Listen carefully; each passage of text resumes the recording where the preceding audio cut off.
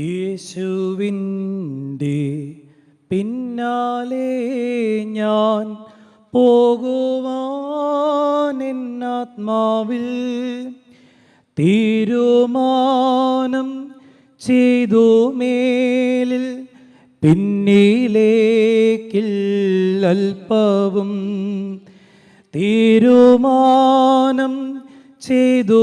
മേലിൽ പിന്നിലേക്കിൽ അല്പവും എൻ്റെ പിന്നിൽ ലോകമാണ്, എൻ്റെ മുന്നിൽ ക്രൂശതും തീരുമാനം ചെയ്തു.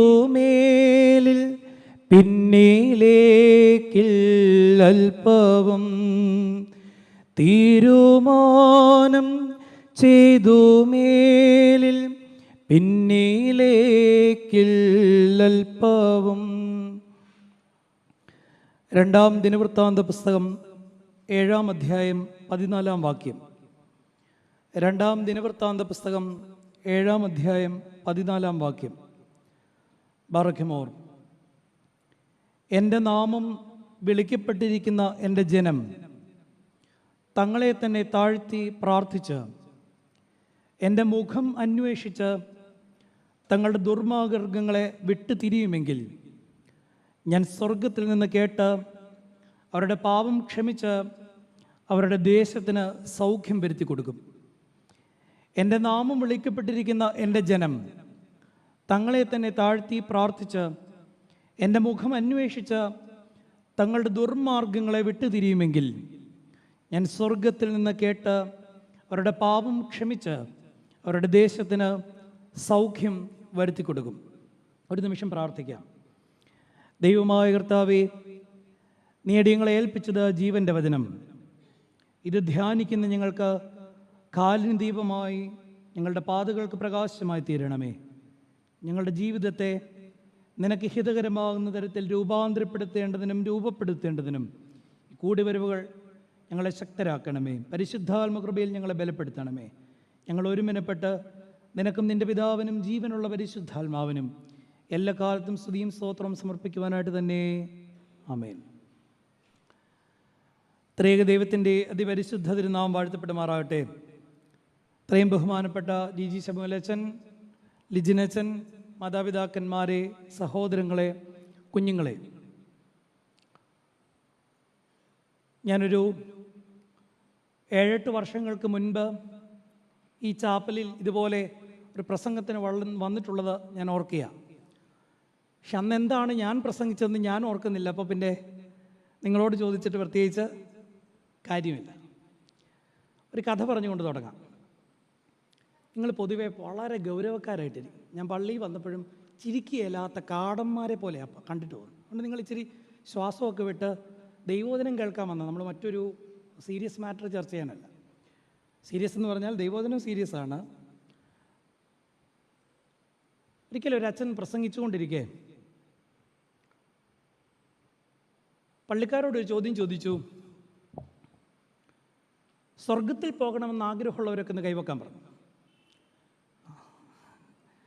ഞാൻ വന്നപ്പോഴേ നോക്കിയൊരു പയ്യനായിരുന്നു. അവൻ ഏതായാലും ഉള്ളത് കൊണ്ട് തുമ്പമണ്ണുകാർ രക്ഷപ്പെടും. ഞാൻ ഈ തുമ്പമൺ വള്ളിക്കാരോടൊരു ചോദ്യം ചോദിക്കുകയാണ്. സ്വർഗത്തിൽ പോകണമെന്ന് ആഗ്രഹമുള്ളവരൊക്കെ ഒന്ന് കൈവക്കിക്കേ. ജിജിയച്ചൻ ഇച്ചിരി പാടുപെടും. തിരിമുറിഞ്ഞ കള്ളന്മാരാ. പൊക്കിയോ നോക്കിച്ച അതിനാ നിങ്ങൾ കൈവ. പിന്നെന്തിനാ ഇവിടെ വന്നിരിക്കുന്നത്? പോകണമെന്ന് ആഗ്രഹമുള്ളവരൊന്ന് കൈവക്കിക്കേ. ഇനി അടുത്ത എൻ്റെ ചോദ്യം, സ്വർഗത്തിൽ ആദ്യം പോകണമെന്നുള്ളവരൊന്ന് കൈവക്കിക്കേ.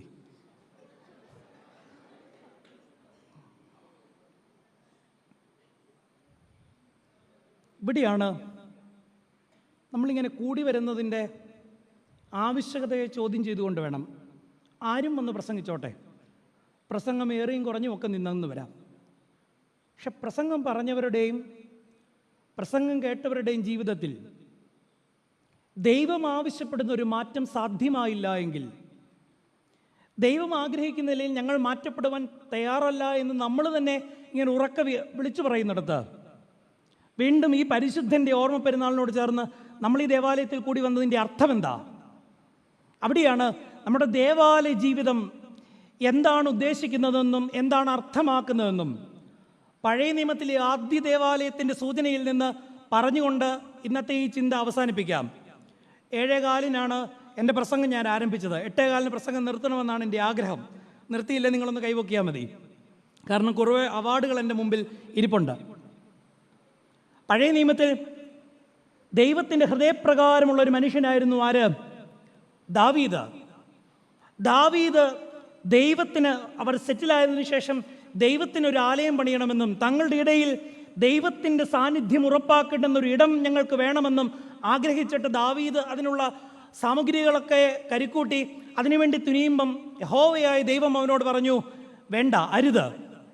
ഞങ്ങൾ ഒരുമിച്ച് പഠിച്ച, ഞാൻ വിചാരിച്ചു അത് പഠിച്ചുകൊണ്ട് തന്നെ വരത്തില്ലായിരിക്കുമെന്ന്. അതുകൊണ്ട് എന്നെ ഇഷ്ടപ്പെട്ടില്ലെങ്കിലും എൻ്റെ കൂട്ടുകാരനെ ഉപദ്രവിക്കരുത്, അങ്ങനെയല്ല എന്നെ വിളിച്ചത്, സിജു എന്നെ വിളിച്ചത്. അതുകൊണ്ട് എൻ്റെ പ്രസംഗം കഴിയുമ്പം ചിലപ്പോൾ നിങ്ങൾക്ക് എന്നോട് ഇഷ്ടക്കേടൊക്കെ തോന്നും, സിജു ആരാ? ഞങ്ങൾ ഫോണിൽ കൂടെ ബന്ധപ്പെട്ടു. എന്തെങ്കിലും ചെയ്യാനുണ്ടെങ്കിൽ പുള്ളിയെ കൈയോരം ചെയ്തോണം. ദാവീദ് ആഗ്രഹിച്ചിട്ട് യഹോവയായ ദൈവം അവനോട് പറഞ്ഞു, നിനക്ക് ഇത് സാധ്യമാകത്തില്ല, എന്നാൽ നിനക്ക് ജനിക്കുന്ന പുരുഷപ്രജ ഇത് സാധ്യമാക്കും. അങ്ങനെ ശലോമോൻ മനോഹരമായ, ലോകം ഇന്നേക്കും കണ്ടതിലേക്കും വെച്ച് ഏറ്റവും മനോഹരമായ ഒരു ദേവാലയം സ്ഥാപിച്ചു. ആ ദേവാലയ പ്രതിഷ്ഠ അതിമനോഹരമായി ശലോമോൻ നിർവഹിച്ചതിന് ശേഷം ഇന്ന് നിങ്ങൾക്കൊരു ഹോംവർക്ക് തന്നുവിടുക. ഇന്നുകൊണ്ട് പ്രസംഗം അവസാനിക്കുക. ഇന്നലെ യൂദായെക്കുറിച്ചുള്ള പ്രസംഗമൊക്കെ കേട്ട് മാനസാന്തരപ്പെട്ടാണ് ഇന്ന് വന്നിരിക്കുന്നത്. ഇന്ന് വീട്ടിൽ ചെന്ന് വായിക്കാൻ ഒരു വേദഭാഗം തന്നുവിടുകയാണ്. 2 ദിനവൃത്താന്ത പുസ്തകം 6-ാം അധ്യായം. ശലോമോൻ്റെ ആ ദേവാലയം പണികഴിപ്പിച്ച രാജാവിൻ്റെ മനോഹരമായ ഒരു നീണ്ട പ്രാർത്ഥനയാണ്. ആ ദേവാലയത്തിൽ നിർവഹിച്ചൊരു പ്രാർത്ഥന, യാചനയാണ് 6-ാം അധ്യായം. ആ യാചനയ്ക്ക്, ശലോമോൻ പ്രാർത്ഥിച്ചവൻ്റെ പ്രാർത്ഥനയ്ക്ക് ദൈവം കൊടുക്കുന്ന മറുപടിയാണ് 7-ാം അധ്യായമെങ്കിൽ ആ രാത്രിയിൽ ശലോമോനോട് യഹോവയായ ദൈവം പറയുന്നു, എന്താണ് ഈ ആലയം കൊണ്ട് ഉദ്ദേശമാക്കുന്നത്? എന്താണ് ഈ ആലയം കൊണ്ട് നിന്റെ ജീവിതത്തിൽ പ്രാവർത്തികമാക്കേണ്ടുന്നത്? എന്താണ് ഈ ആലയത്തിൽ വന്നിട്ട് നിനക്കുണ്ടാകേണ്ടുന്ന മാറ്റം? അതാണ് 3 കാര്യങ്ങളെ അക്കമിട്ടുകൊണ്ട് ഇവിടെ പറയുകയാണ്. ഒന്ന് പറയുന്നത് ഇങ്ങനെയാണ്, എൻ്റെ നാമം വിളിക്കപ്പെട്ടിരിക്കുന്ന എൻ്റെ ജനം തങ്ങളെ തന്നെ താഴ്ത്തണം. 2, എൻ്റെ മുഖം അന്വേഷിക്കണം. 3, ദുർമാർഗങ്ങളെ വിട്ടുതിരിയണം. A conditional covenantal relation with God. ദേവാലയത്തിൽ എന്താണ് സാധ്യമാക്കേണ്ടതെന്ന് ചോദിച്ചാൽ നിങ്ങളുടെ ഏത് സാഹചര്യങ്ങളെയും നിറവേറ്റിത്തരുന്ന, പെറ്റീഷൻസ് മാത്രം സ്വീകരിക്കുന്ന, അനുഗ്രഹങ്ങളുടെ ഉറവയാകുന്ന ഒരു ഇടമെന്ന് മാത്രമല്ല ഇതിനെ കാണേണ്ടുന്നത്. മറിച്ച് ദൈവം ആവശ്യപ്പെടുന്ന ചില കണ്ടീഷനുകളോട് ഇത് നിർബന്ധം യാതൊരു വ്യത്യാസമില്ലാതെ ഞങ്ങൾ നിർവഹിക്കുമെന്ന് നിങ്ങൾ ഉത്തരം പറയുന്ന ഇടത്തിൻ്റെ പേരാണ് പള്ളി. ഞാൻ എന്തിനാണ് ഈ വേദഭാഗം ഇന്ന് എടുത്തതെന്ന് ചോദിച്ചാൽ ഞാൻ മറ്റൊരു ആശയം പറയാനാണ്. പക്ഷേ ഈ ലൈവുകാരുള്ളത് കൊണ്ട് പറഞ്ഞതൊന്നും വീണ്ടും പറയാൻ പറ്റത്തില്ല. യുവാനിയാസുകാരൻ നേരത്തെ എന്നെ വിളിച്ച് പറഞ്ഞു, ഞങ്ങൾ ലൈവ് ചെയ്യുന്നുണ്ട്, അതുകൊണ്ട് ഫോട്ടോ തരണമെന്ന്. അതുകൊണ്ടാണ് ഞാൻ ഈ വേദഭാഗം എടുത്തത്. നിങ്ങളെല്ലാം ഈ തുമ്പമൺ ഭദ്രാസനത്തിലെ ഒരു അഹങ്കാരമുള്ളവരാ. എങ്ങനെയുള്ളവരാ? എന്താ പറഞ്ഞാലും നിങ്ങൾ പറയും, ഞങ്ങളാരാ വലിയ എന്നാ പള്ളിക്കാരാ, വലിയ പള്ളിക്കാരാന്ന് പറയും. ഒരു കാര്യവുമില്ല, ഒരു കാര്യവും അതിനകത്തില്ല. നിങ്ങളുടെ പള്ളി വലുതാണോ ചെറുതാണോ എന്നുള്ളതല്ല കാര്യം. നിങ്ങൾക്ക് സ്ഥാപിക്കപ്പെട്ട ഈ ദേവാലയത്തിനകത്ത് നിങ്ങളുടെ ജീവിത വിശുദ്ധി കൊണ്ട് ദൈവത്തോട്, ദൈവം ആവശ്യപ്പെടുന്ന കാര്യങ്ങളോടുള്ള ബന്ധത്തിൽ നിങ്ങൾ ഈ ദേവാലയത്തെ ഈ സമൂഹത്തിൻ്റെ മധ്യേ എങ്ങനെ സാക്ഷീകരിക്കുന്നു? ആ പള്ളിക്കുള്ളിൽ എന്താണ് നടക്കുന്നതെന്ന് ഈ പള്ളിക്ക് വെളിയിലേക്ക് തുമ്പമൺ പ്രദേശത്തേക്ക് ഇറങ്ങി നിങ്ങളുടെ ജീവിതം കൊണ്ട് നിങ്ങൾ കാണിച്ചു കൊടുക്കണം. വേണ്ടേ?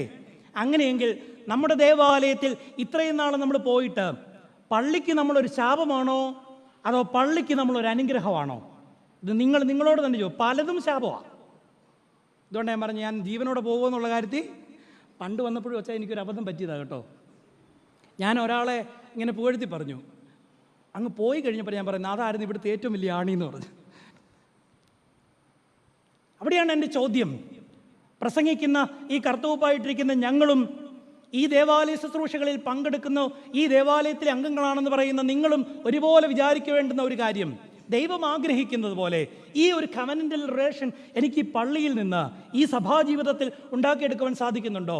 3 കാര്യങ്ങൾ, ദൈവം ആവശ്യപ്പെടുന്ന 3 കാര്യങ്ങളെ നിങ്ങൾക്ക് വായിച്ചാൽ തന്നെ മനസ്സിലാകുന്ന കാര്യങ്ങൾ, പക്ഷേ ഒന്നുകൂടി എലാബറേറ്റ് ചെയ്ത് പറഞ്ഞുകൊണ്ട് ചില ഉദാഹരണങ്ങളോട് പറഞ്ഞുകൊണ്ട് ഞാൻ അവസാനിപ്പിച്ചുകൊള്ളാം.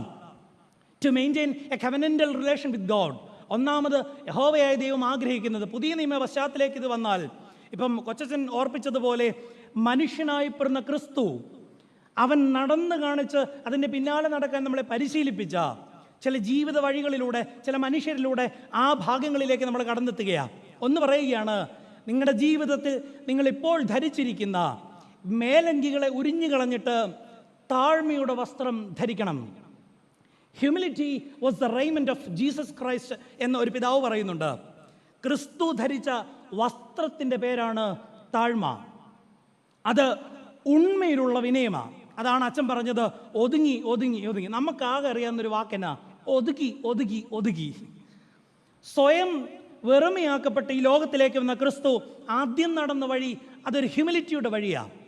എന്നാൽ ക്രിസ്തു കൂടെ കണ്ടെത്തിയ മനുഷ്യരിൽ തെല്ലും കാണാതെ പോയതും ഇത് തന്നെയാണ്. അതിന് ഞാൻ ഒരാളെ ഫോക്കസ് ചെയ്ത് എടുത്തു പറയുന്ന മറ്റാരുമല്ല, അത് പത്രോസ് അപ്പോസ്തലനാണ്.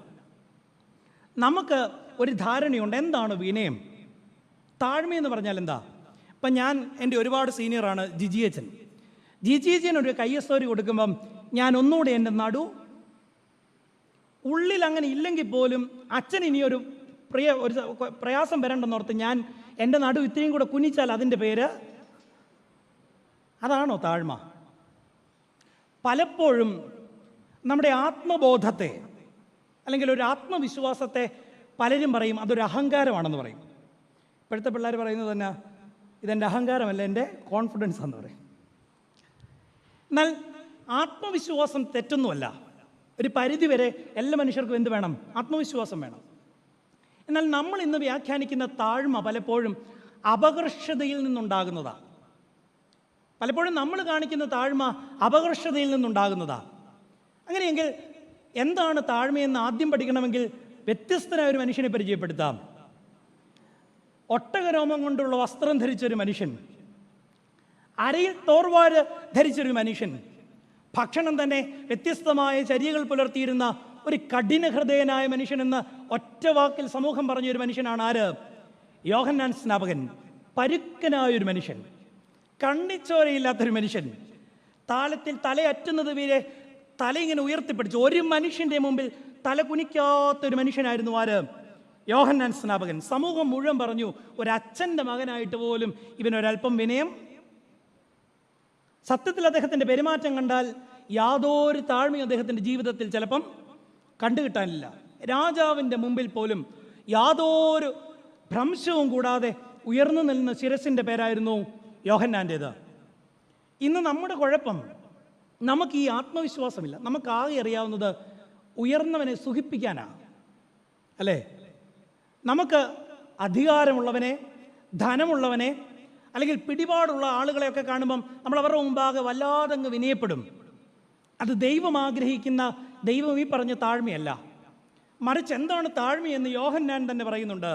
അവൻ ക്രിസ്തുവെ കണ്ടപ്പം, അവിടെ പറയുന്നൊരു വാചകമാണ് ഒരു ക്രിസ്ത്യാനിക്ക് വേണ്ടുന്ന താഴ്മ. അവൻ വളരുകയും ഞാൻ കുറയുകയും ചെയ്യണം. ഇതാണ് സത്തയിലുള്ള താഴ്മ, എസൻസിലുള്ള താഴ്മ. അല്ലാതെ തിരുമേനിമാരെ കാണുമ്പം പഞ്ചപുച്ഛമടക്കുകയും അച്ഛന്മാരെ കാണുമ്പം പഞ്ചപുച്ഛമടക്കുകയും പിന്നെ വീട്ടിൽ ചെന്നിട്ട് പറയാവുന്നതൊക്കെ അവരെ കുറിച്ച് പറയുന്നതിൻ്റെ പേരല്ല താഴ്മ. നമുക്ക് പറയാനുള്ള ഒരച്ഛൻ ഒരു പള്ളി നല്ലതാണെന്ന് പറയുന്നത് എപ്പോഴായിരിക്കും? ഇവരുടെ കാര്യമല്ല ഞാൻ പറഞ്ഞു, എൻ്റെ കാര്യമാണ് പറയുന്നത്. ഒരച്ഛൻ നല്ല പള്ളിയാന്ന് പറയണമെങ്കിൽ എന്താ അതിൻ്റെ ഉത്തരം? യാതൊരു ചോദ്യവും ചോദിക്കാത്ത ഒരു ജനവിഭാഗം ഉണ്ടായാൽ അതിൻ്റെ അർത്ഥം ഇപ്പം പിന്നെ ചോദ്യം മാത്രമേ ഉള്ളൂ, ഒന്നുമില്ല വേറെ. അവിടെയാണ് യോഹന്നാൻ സ്നാപകൻ നമ്മളെ പഠിപ്പിച്ചു, ദൈവം ആഗ്രഹിച്ച താഴ്മ മനുഷ്യൻ്റെ മുൻപാകെയുള്ള ആവശ്യമില്ലാത്ത വിധേയമല്ല, മറിച്ച് അവൻ വളരുകയും ഞാൻ കുറയുകയും ചെയ്യണമെന്ന ബോധമാണ്. ഇത് നമുക്കുണ്ടോ? ഈ ബോധമുള്ള ക്രിസ്തുവിനെ ധരിച്ച മനുഷ്യർ ജീവിതത്തിൽ ഈ പള്ളിക്ക് പുറത്തേക്ക് ഇറങ്ങുമ്പം സമൂഹം പറയും ആ പള്ളിക്കുള്ളിൽ നടക്കുന്ന ആരാധനയാണ് യഥാർത്ഥ ആരാധന. ഇനിയും വീണ്ടും പത്രോസിലേക്ക് വന്നാൽ, പത്രോസിൻ്റെ ജീവിതത്തിലാണ് ഈ ട്രാൻസിഷൻ കൃത്യമായിട്ട് നമ്മൾ കാണുക. എന്താണ് വിനയമെന്ന് ജീവിതത്തിൽ കൃത്യമായിട്ട് ഒരു ട്രാൻസിഷനിൽ കണ്ടെത്തുന്ന മനുഷ്യൻ. അത് വേറൊന്നും കൊണ്ടല്ല, പത്രോസിനെ ക്രിസ്തു വിളിച്ച നാട്ടിലോട്ട് വളരെ ത്രസിച്ചു നിന്നൊരു ശിഷ്യനാണ് പത്രോസ് ലീഹ. കാരണം എല്ലാത്തിൻ്റെ മുൻപിലാരും ആദ്യം ശുഭഹോ ഞാൻ പറയുമെന്ന് 12 പേര് പറഞ്ഞുകൊണ്ടിരുന്ന ആളുടെ പേരാണ് ശീമോൻ പത്രോസ്. അതുകൊണ്ടാണ് എവിടെയെല്ലാം സാഹചര്യങ്ങൾ പേരെടുത്ത് പറയാനുണ്ടോ, അല്ലെങ്കിൽ ക്രിസ്തുവിൻ്റെ അത്ഭുതങ്ങളോട് ചേർന്ന് നിൽക്കാനുണ്ടോ, അല്ലെങ്കിൽ ക്രിസ്തു ഒരു കാര്യം പറയുന്നതിന് ആദ്യം പ്രതികരിക്കേണ്ടതുണ്ടോ, അവിടെയൊക്കെ എടുത്തു ചാടി ഉത്തരം പറഞ്ഞ ഒരു മനുഷ്യൻ്റെ പേരാണ് ശീമോൻ പത്രോസ്. അത്രമേൽ ക്രിസ്തുവിനോട് ചേർന്ന് നിന്നിട്ട് ക്രിസ്തുവിനെ ബോധ്യപ്പെടുത്താൻ ശ്രമിക്കുകയാണ്, ഞാൻ ആരാണ്, നിന്റെ വിശ്വസ്തനായ ശിഷ്യനാ. പക്ഷേ ക്രിസ്തുവിൻ്റെ കുരിശുമരണത്തിങ്കിൽ ഇടറിപ്പോയ പത്രോസിനെ നമ്മൾ കാണുന്നുണ്ട്. പിന്നീട് നമ്മൾ പത്രോസിനെ കാണുന്ന വേദപുസ്തകത്തിലെ എനിക്ക് ഏറ്റവും ഹൃദ്യമായ ഒരു വേദഭാഗം ഏതാണെന്ന് ചോദിച്ചാൽ യോഹന്നാന്റെ സുവിശേഷം അവസാനത്തെ അധ്യായമാണ്. യോഹന്നാന്റെ സുവിശേഷം അവസാനത്തെ അധ്യായത്തിൽ ഈ നിരാശയിൽ ആണ്ടുപോയ ശിഷ്യന്മാർ വീണ്ടും തങ്ങളുടെ പഴയ ജോലിയിലേക്ക് പോകുന്നുണ്ട്. നമ്മൾ ഞായറാഴ്ച കുർബാന കഴിഞ്ഞ് നമ്മുടെ വീട്ടിലേക്ക് പോകുന്നത് പോലെ അല്ലേ? പുരോഹിതൻ്റെ ആശീർവാദം എന്താ?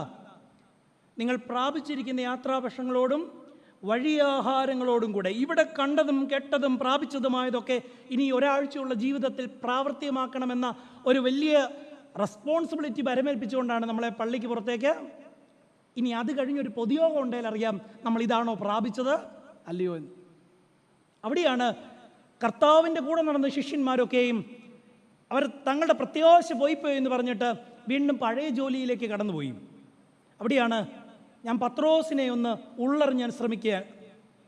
ക്രിസ്തുവിൻ്റെ കൂടെ നടന്നവനാ, നമ്മളും ക്രിസ്തുവിനെ അറിഞ്ഞവരൊക്കെയാ അല്ലേ? അതുകൊണ്ടാണ് ഞാൻ എപ്പോഴും രസകരമായി പറയാറുണ്ട്, ഞങ്ങൾ അച്ഛന്മാർ ഭൂരിപക്ഷം പേര് നരകത്തിൽ പോകും. തുമ്പുകൊണ്ടുകാരുടെ ഒരു സന്തോഷം കണ്ടോ? എന്തുകൊണ്ടാ? ഞങ്ങൾ ഈ കർത്താവിൻ്റെ മദ്ബഹായിൽ നിന്ന് നിങ്ങളെ നോക്കി വിളിക്കും, വിശ്വാസികളുടെ ഈ നട്ടാക്കെടുക്കാത്ത നുണ കാരണമാണ് ഞങ്ങൾ പകുതി അച്ഛന്മാരും. യഥാർത്ഥത്തിൽ ഞാൻ ബോബി ജോസച്ചൻ്റെ വളരെ വലിയൊരു ആരാധകനാണ്. അദ്ദേഹം ഏറ്റവും കൂടുതൽ ആവർത്തിച്ച് പറയുന്നൊരു കാര്യമാണ്, 56 വയസ്സായ എന്നെ ഭാരപ്പെടുത്തുന്നൊരു കാര്യമെന്ന് പറഞ്ഞ് അദ്ദേഹം പറയുന്ന ഇതാണ്, എനിക്കറിയാമെന്ന് പറയുന്ന, ചെറുപ്പത്തിൽ ആശ്രമത്തിൽ ചേർന്ന അച്ഛൻ പറയുക, എനിക്കറിയാമെന്ന് പറയുന്ന ആ കർത്താവിന് എന്നെ അറിയാവോ? ഞാൻ നിങ്ങളുടെ മുമ്പിൽ നിൽക്കുമ്പം ഈ ദൈവോധനമെടുത്ത് പ്രസംഗിക്കുമ്പം ഞാൻ ഇങ്ങോട്ട് വന്നപ്പം ഞാൻ എന്നോട് തന്നെ ഒരു ചോദ്യം ചോദിച്ചു, ഞാൻ വെറും ഒരു പ്രസംഗ തൊഴിലാളിയാണോ? ഞാൻ പരിചയപ്പെടുത്തി തരുന്ന ക്രിസ്തുവിനെ ഒരു പക്ഷേ എന്നേക്കാൾ അധികമായി അറിയാവുന്ന ജനമാണ് എൻ്റെ മുമ്പിലിരിക്കുന്നത്. പക്ഷേ ഇത്ര ഘോരഘോരം പ്രസംഗിച്ചിട്ടും എയർപോർട്ടിൽ നിന്ന് കഴിയുമ്പം ഞാൻ പറഞ്ഞ കർത്താവിന് എന്നെ അറിയാവോ? ഇതൊരു ചോദ്യമാണ്. ഇന്ന് വീട്ടിൽ ചെന്നിട്ട് ചോദിക്കണം, ഞാൻ കാണിച്ച ഈ പ്രകടനങ്ങളുടെയൊക്കെ അവസാനത്തിൽ ഞാൻ വിശ്വസിച്ചുവെന്നും ഞാൻ ഏറ്റുപറഞ്ഞ, എത്രയോ തവണയാണ് വിശ്വാസ പ്രമാണം ചൊല്ലിയതല്ലേ? കൊയറുകാരുണ്ട്, പിന്നെ നമ്മൾ അവരെ ഭരമേൽപ്പിച്ച് നമ്മൾ പിന്നെ ഊമകളെ പൊളിച്ചങ്ങ് നിൽക്കും. വിശ്വസിക്കുന്നു എന്ന് പോലും നമ്മൾ പിന്നെ പറയാറില്ല. ഞാൻ വിശ്വസിക്കുന്നു എന്ന് പറയുന്ന കർത്താവിനോട് യഥാർത്ഥത്തിൽ നമുക്കൊരനുഭവമുണ്ടോ? അവിടെയാണ് ജീവിതത്തിൽ വിശ്വസിക്കുന്നുവെന്ന് പറഞ്ഞതിനെ ഉപേക്ഷിച്ച് കളഞ്ഞ, അത് കൈമോശം വരുത്തി ശിഷ്യരുടെ സമൂഹം ഇങ്ങനെ രാത്രിയിൽ തടാകത്തിലും കൂടെ മീൻ പിടിക്കാൻ ഇങ്ങനെ ഉലഞ്ഞു നടക്കുക. പക്ഷെ അവിടെ വായിക്കുന്ന ഇങ്ങനെയാണ്, രാവെളുക്കുവോളം അധ്വാനിച്ചിട്ടും. ഞാനൊരു കോട്ടയംകാരനാ, കുട്ടനാടിൻ്റെ ഭാഗമാണ്. ഞങ്ങളുടെ നാട്ടിൽ പറയും, ഒരു പൂഞ്ഞാനെ പോലും, ഒരു ചെറു മത്സ്യത്തെ പോലും അവർക്ക് ലഭിച്ചില്ല. ആരൊക്കെയാണ് പോയത്? മത്സ്യബന്ധനത്തിൽ PhD ഉള്ളവരാ പോയത്. പക്ഷെ രാവെളുക്കുവോളം അധ്വാനിച്ചിട്ടും യാതൊരു മത്സ്യത്തെയും അവർക്ക് ലഭിച്ചില്ല. നിങ്ങൾ എൻ്റെ കൂടെ ഒന്ന് വന്നേ. ഈ കടലിൽ ഈ പടകിൻ്റെ അറ്റത്ത് വലിയ അമരത്ത് വലിയ പങ്കായവും വലയും പിടിച്ചുകൊണ്ട് ഒരു മനുഷ്യൻ നിൽപ്പുണ്ട്. നിങ്ങൾ അവൻ്റെ അടുത്ത് ചേർന്ന് നിന്നേ. നമ്മുടെ ജീവിതവുമായിട്ട് കൂട്ടിയിണക്കാവുന്ന ഒരുപാട് അനുഭവങ്ങൾ അവൻ്റെ ജീവിതത്തിലുണ്ട്. A disappointed man, a depressed man. ഇപ്പം നമ്മൾ ഏറ്റവും കേൾക്കുന്ന വാക്കാണ് ഡിപ്രഷൻ അല്ലേ? കുഞ്ഞു പിള്ളേർക്ക് വരെ ഡിപ്രഷനാണ്. ഞാനീയിടെ ഞങ്ങൾക്ക് കൗൺസിലിങ്ങിന് വന്ന ഒരു അച്ഛനോട് ചോദിച്ചു, അച്ഛാ ഡിപ്രഷൻ വരാതിരിക്കാൻ എന്നാ ചെയ്യണം? അച്ഛൻ്റെ ഉത്തരം എനിക്ക് വളരെ രസകരമായിരുന്നു. രാവിലെയും വൈകിട്ടും നല്ല മണമുള്ള സോപ്പിട്ട് കുളിച്ചാൽ മതിയെന്നാണ് പറഞ്ഞേ. അപ്പോൾ ഈ ക്രിസ്ത്യാനിക്ക് ഇന്ന് എന്നാ ഈ ഡിപ്രഷൻ വരുന്നതിൻ്റെ കാര്യം അറിയാമോ? ഞായറാഴ്ച കുളിച്ചിട്ട് പള്ളി വരുന്ന എത്ര എണ്ണം ഉണ്ട് ഇവിടെ? പറയൂ, അച്ഛാ തലമുടി ഉണങ്ങത്തില്ല. അപ്പോൾ ആ ഡിപ്രഷൻ വരാതിരിക്കാനുള്ള ഒരു ഉത്തരം കേട്ട് ഞാൻ ഞെട്ടിപ്പോൾ. എന്താ പറഞ്ഞ്? രാവിലെയും വൈകിട്ടും നല്ല മണമുള്ള സോപ്പിട്ട്. പിന്നെ ഒരെണ്ണം പറഞ്ഞതാണ്, കുമ്പിട്ട് എഴുന്നേക്കണം. ഡിപ്രഷൻ വരാതിരിക്കാനുള്ളതാണ്. അപ്പം നിങ്ങൾ പറയാ വയറ് കാരണം അത് പോകട്ടെ. പക്ഷെ ഈ പടകിൻ്റെ അറ്റത്ത് നിൽക്കുന്ന പത്രോസിൻ്റെ ജീവിതത്തിലെ ഡിപ്രഷൻ എന്നാ? ഈ പ്രയത്നങ്ങളൊക്കെ വിഫലമായിട്ട്. കാരണം ഒരു കാലത്ത് അത്ഭുതങ്ങളുടെ പങ്കുപറ്റാൻ നിന്നവനാ, ഒരു കാലത്ത് ഈ ക്രിസ്തുവിൻ്റെ ശിഷ്യസമൂഹത്തിനെ നയിച്ചിരുന്നവനാ, ഒരു കാലത്ത് കർത്താവിൻ്റെ ഭാഗമായി നിന്നവനാ, വലങ്കയായി നിന്നവനാ, ഒരിക്കൽ സ്വർഗീയ വെളിപാട് ലഭിച്ചൊരു മനുഷ്യനാ, അല്ലേ?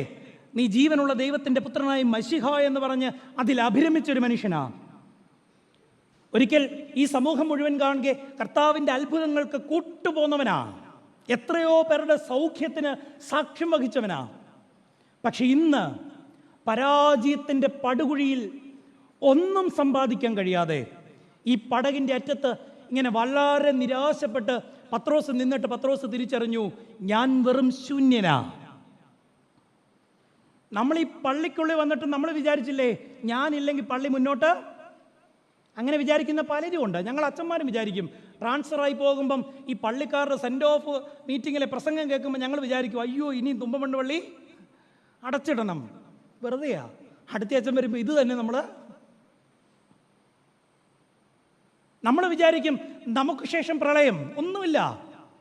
ഇനി ഒരു കുടുംബനാഥം വിചാരിക്കുക, ഞാനില്ലെങ്കിൽ കാണാം, ഒരു കാര്യമില്ല, കുറച്ച് നാളത്തേക്ക് ഞാൻ ഗ്യാപ്പ് അങ്ങനെ കിടക്കുമെന്നുള്ളതേ ഉള്ളൂ, ജീവിതം മുന്നോട്ട് തന്നെ പോകും.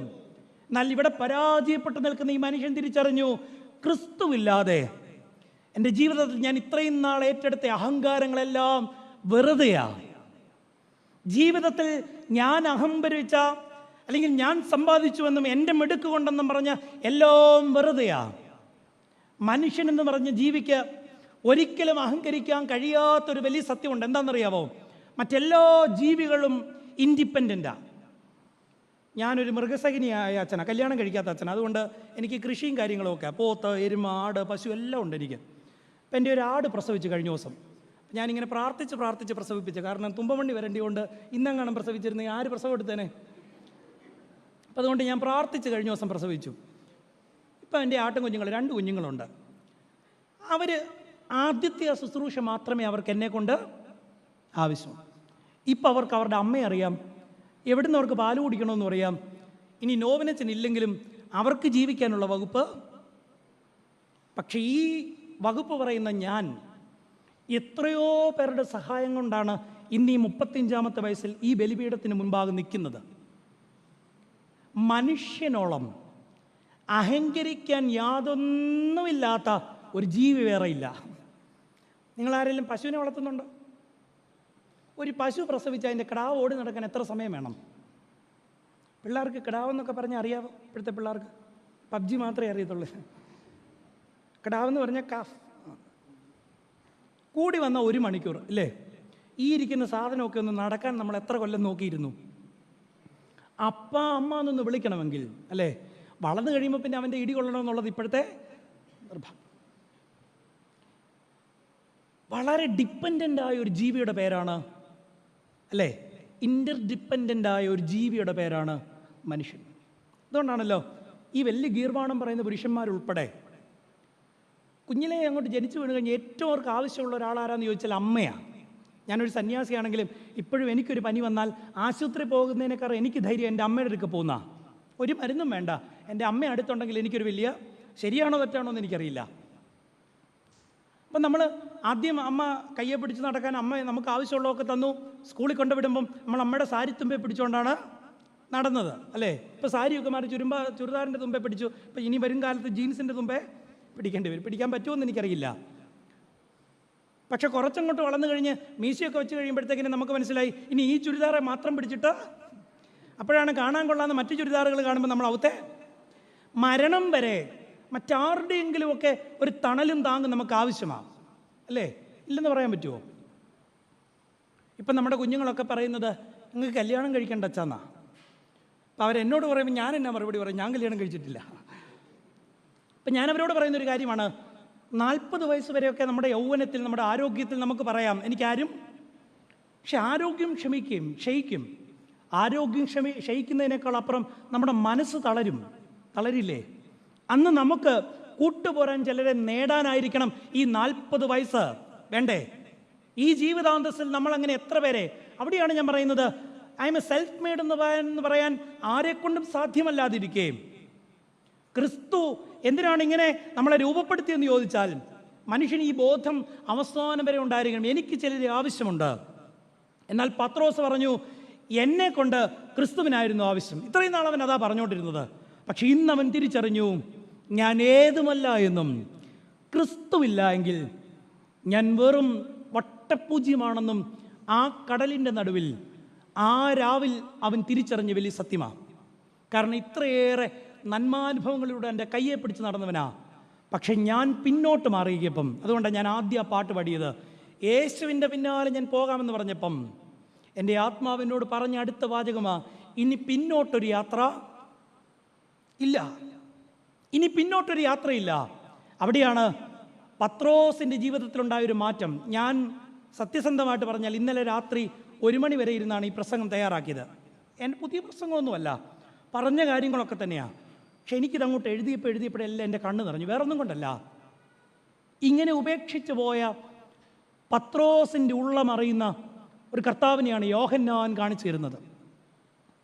ഉദ്ധാനത്തിൻ്റെ നാളുകളിൽ ഈ അധ്വാനത്തിൽ പരാജയപ്പെട്ടു പോയ പത്രോസിൻ്റെയും സഹശിഷ്യന്മാരുടെ അടുക്കലേക്ക് ആര് വരുന്നുണ്ട്? കർത്താവ് വരുന്നുണ്ട്. കർത്താവിൻ്റെ ഒരു ശബ്ദം ഇവരോട് ചോദിക്കുകയാണ്, കുഞ്ഞുങ്ങളെ, കൂട്ടുവാൻ വല്ലതും നിങ്ങളുടെ കയ്യിൽ? നിങ്ങളെല്ലാ ഈ വെല്ലുവിളിക്കാരോടും കർത്താവ് ചോദിക്കും, ഇത്രയും വർഷം ഈ പള്ളി പോയിട്ട് നിങ്ങളുടെ കയ്യിൽ വല്ലതും ഉണ്ടോ? നിങ്ങൾ എന്നാ പറയും? ഒരു വാഴയ്ക്കായും ഇല്ല. ഞങ്ങൾ പള്ളിയിൽ പോയി കുർബാന കണ്ടു, ഞങ്ങൾ തിരിച്ചു പോകുന്നു. ഞങ്ങളെ കൊണ്ട് പിടിക്കാവുന്നതല്ല ഞങ്ങളവിടെ അലങ്കരിക്കാവുന്ന സ്ഥാനങ്ങളൊക്കെ.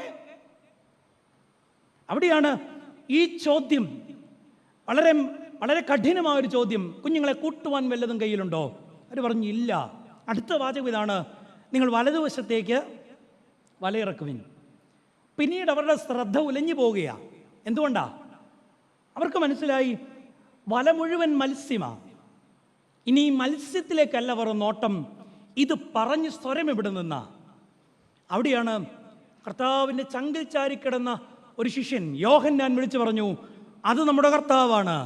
ഒരിക്കൽ നമ്മൾ നഷ്ടം വരുത്തിയ, നമുക്ക് കൈമോശം വന്ന, ജീവിതത്തിൽ പരാജയപ്പെട്ട് നമ്മൾ നിൽക്കുമ്പം നമ്മളെ തേടി വന്ന, വീണ്ടും നമ്മൾ വിജയിക്കണമെന്ന് ആത്മാർത്ഥമായി ആഗ്രഹിക്കുന്ന കർത്താവാണ് നിൽക്കുന്നത്. അവിടെ പറയുന്നത് ഇങ്ങനെയാണ്, പിന്നെ പത്രോസ് ഒന്നും നോക്കിയില്ല, എടുത്തു ചാടി ഒരു സ്നാനമാണ്. പക്ഷെ കരയിലോട്ട് വന്ന പത്രോസിന് ഒരു എഴുത്തുകാരൻ പറയുന്നത് ഇങ്ങനെയാണ്, കർത്താവിൻ്റെ മുഖത്തോട്ട് നോക്കാൻ പറ്റിയില്ല. ഒറ്റയടിക്ക് എങ്ങനെയാ നോക്കുക? പത്രോസിന് കർത്താവിൻ്റെ മുഖത്തേക്ക് ഒറ്റയടിക്ക് നോക്കാൻ കഴിഞ്ഞില്ല. അവിടെയാണ് നിങ്ങൾ ഓർത്തോണം, how Jesus deal with us. യേശു ക്രിസ്തു നമ്മളോട് സമീപിക്കുന്നത് എങ്ങനെയാ? ഇത്രയും നാൾ തന്നിൽ തന്നെ അഭിരമിച്ചിരുന്ന പത്രോസ് ശൂന്യനായി. ഇനി ഫിസിക്കലി നോക്കിയാൽ തന്നെ അരയിലുണ്ടായിരുന്ന ഒരു ചെറു വസ്ത്രം പോലും ഉപേക്ഷിക്കപ്പെട്ടവനായി, മുഴുവൻ തങ്ങളെ തന്നെ നഗ്നമാക്കി പത്രോസ് ഇങ്ങനെ നിൽക്കുമ്പം, ശൂന്യനായി നിൽക്കുമ്പം, പത്രോസിനെ പേരെടുത്ത് കർത്താവ് വിളിക്കുന്നുണ്ട്, ബെറിയോന ശിമോനെ. ചോദ്യം ഇതാണ്, ഡു യു ലവ് മീ? നീ എന്നെ സ്നേഹിക്കുന്നുണ്ടോ? കർത്താവിൻ്റെ ചോദ്യം ഇതാണ്, ശിമോനെ, നീ എന്നെ സ്നേഹിക്കുന്നുവോ? ഞാൻ പറയും, പത്രോസ് ചങ്കത്താഞ്ഞാൻ ഇടിച്ചു കാണും. കാരണം എന്നാ? ഈ ഒരു ചോദ്യത്തിന് വേണ്ടിയാണ് അവൻ ഒളിഞ്ഞും തെളിഞ്ഞും നടന്നത്. കാരണം ആ രാത്രിയിൽ അവൻ തിരിച്ചറിഞ്ഞൊരു വലിയ സത്യമുണ്ട്, എൻ്റേതെന്ന് പറഞ്ഞ് അഹങ്കരിക്കാൻ ഈ ജീവിതത്തിൽ എനിക്കേതുമില്ല. ഉണ്ടോ? എന്നാൽ ഞാൻ നഷ്ടപ്പെടുത്തിയതിനെ എങ്ങനെ പുനഃസ്ഥാപിക്കും? ഈ ആശങ്കയിലായിരുന്നവൻ്റെ അടുക്കലേക്ക് ക്രിസ്തു വന്നിട്ട് അവനോട് ചോദിച്ചൊരു ചോദ്യം, ഈ പള്ളി എന്തിനാന്ന് ചോദിച്ചാൽ, നിങ്ങൾ തുമ്പമൺ പള്ളിയിലേക്ക്, വലിയ പള്ളിയിലേക്ക് ഞായറാഴ്ച ആരാധനയ്ക്ക് വരുമ്പം ആ മറ വലിച്ച ത്രോണോസിലേക്ക് നോക്കുമ്പം കർത്താവ് ചോദിക്കുന്ന 1-2 ചോദ്യങ്ങളുണ്ട്. ഒന്ന്, എന്നെ തൊട്ടതാരാ? ഒരുപാട് പേര് പള്ളി വന്നിട്ടുണ്ടായിരിക്കും, പക്ഷെ കർത്താവിനെ തൊട്ട എത്ര പേര് കാണും?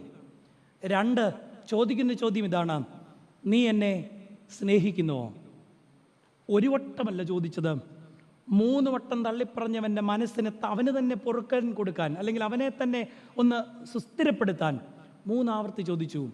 ഞാനിങ്ങനെ മനസ്സിൽ സങ്കല്പിക്കും, 3-ാമത്തെ ആവർത്തി പറഞ്ഞപ്പം ഒരുപക്ഷെ പത്രോസ് കർത്താവിനെ അങ്ങ് വട്ടം കെട്ടിപ്പിടിച്ചിട്ട് ഞെരുക്കി കാണും.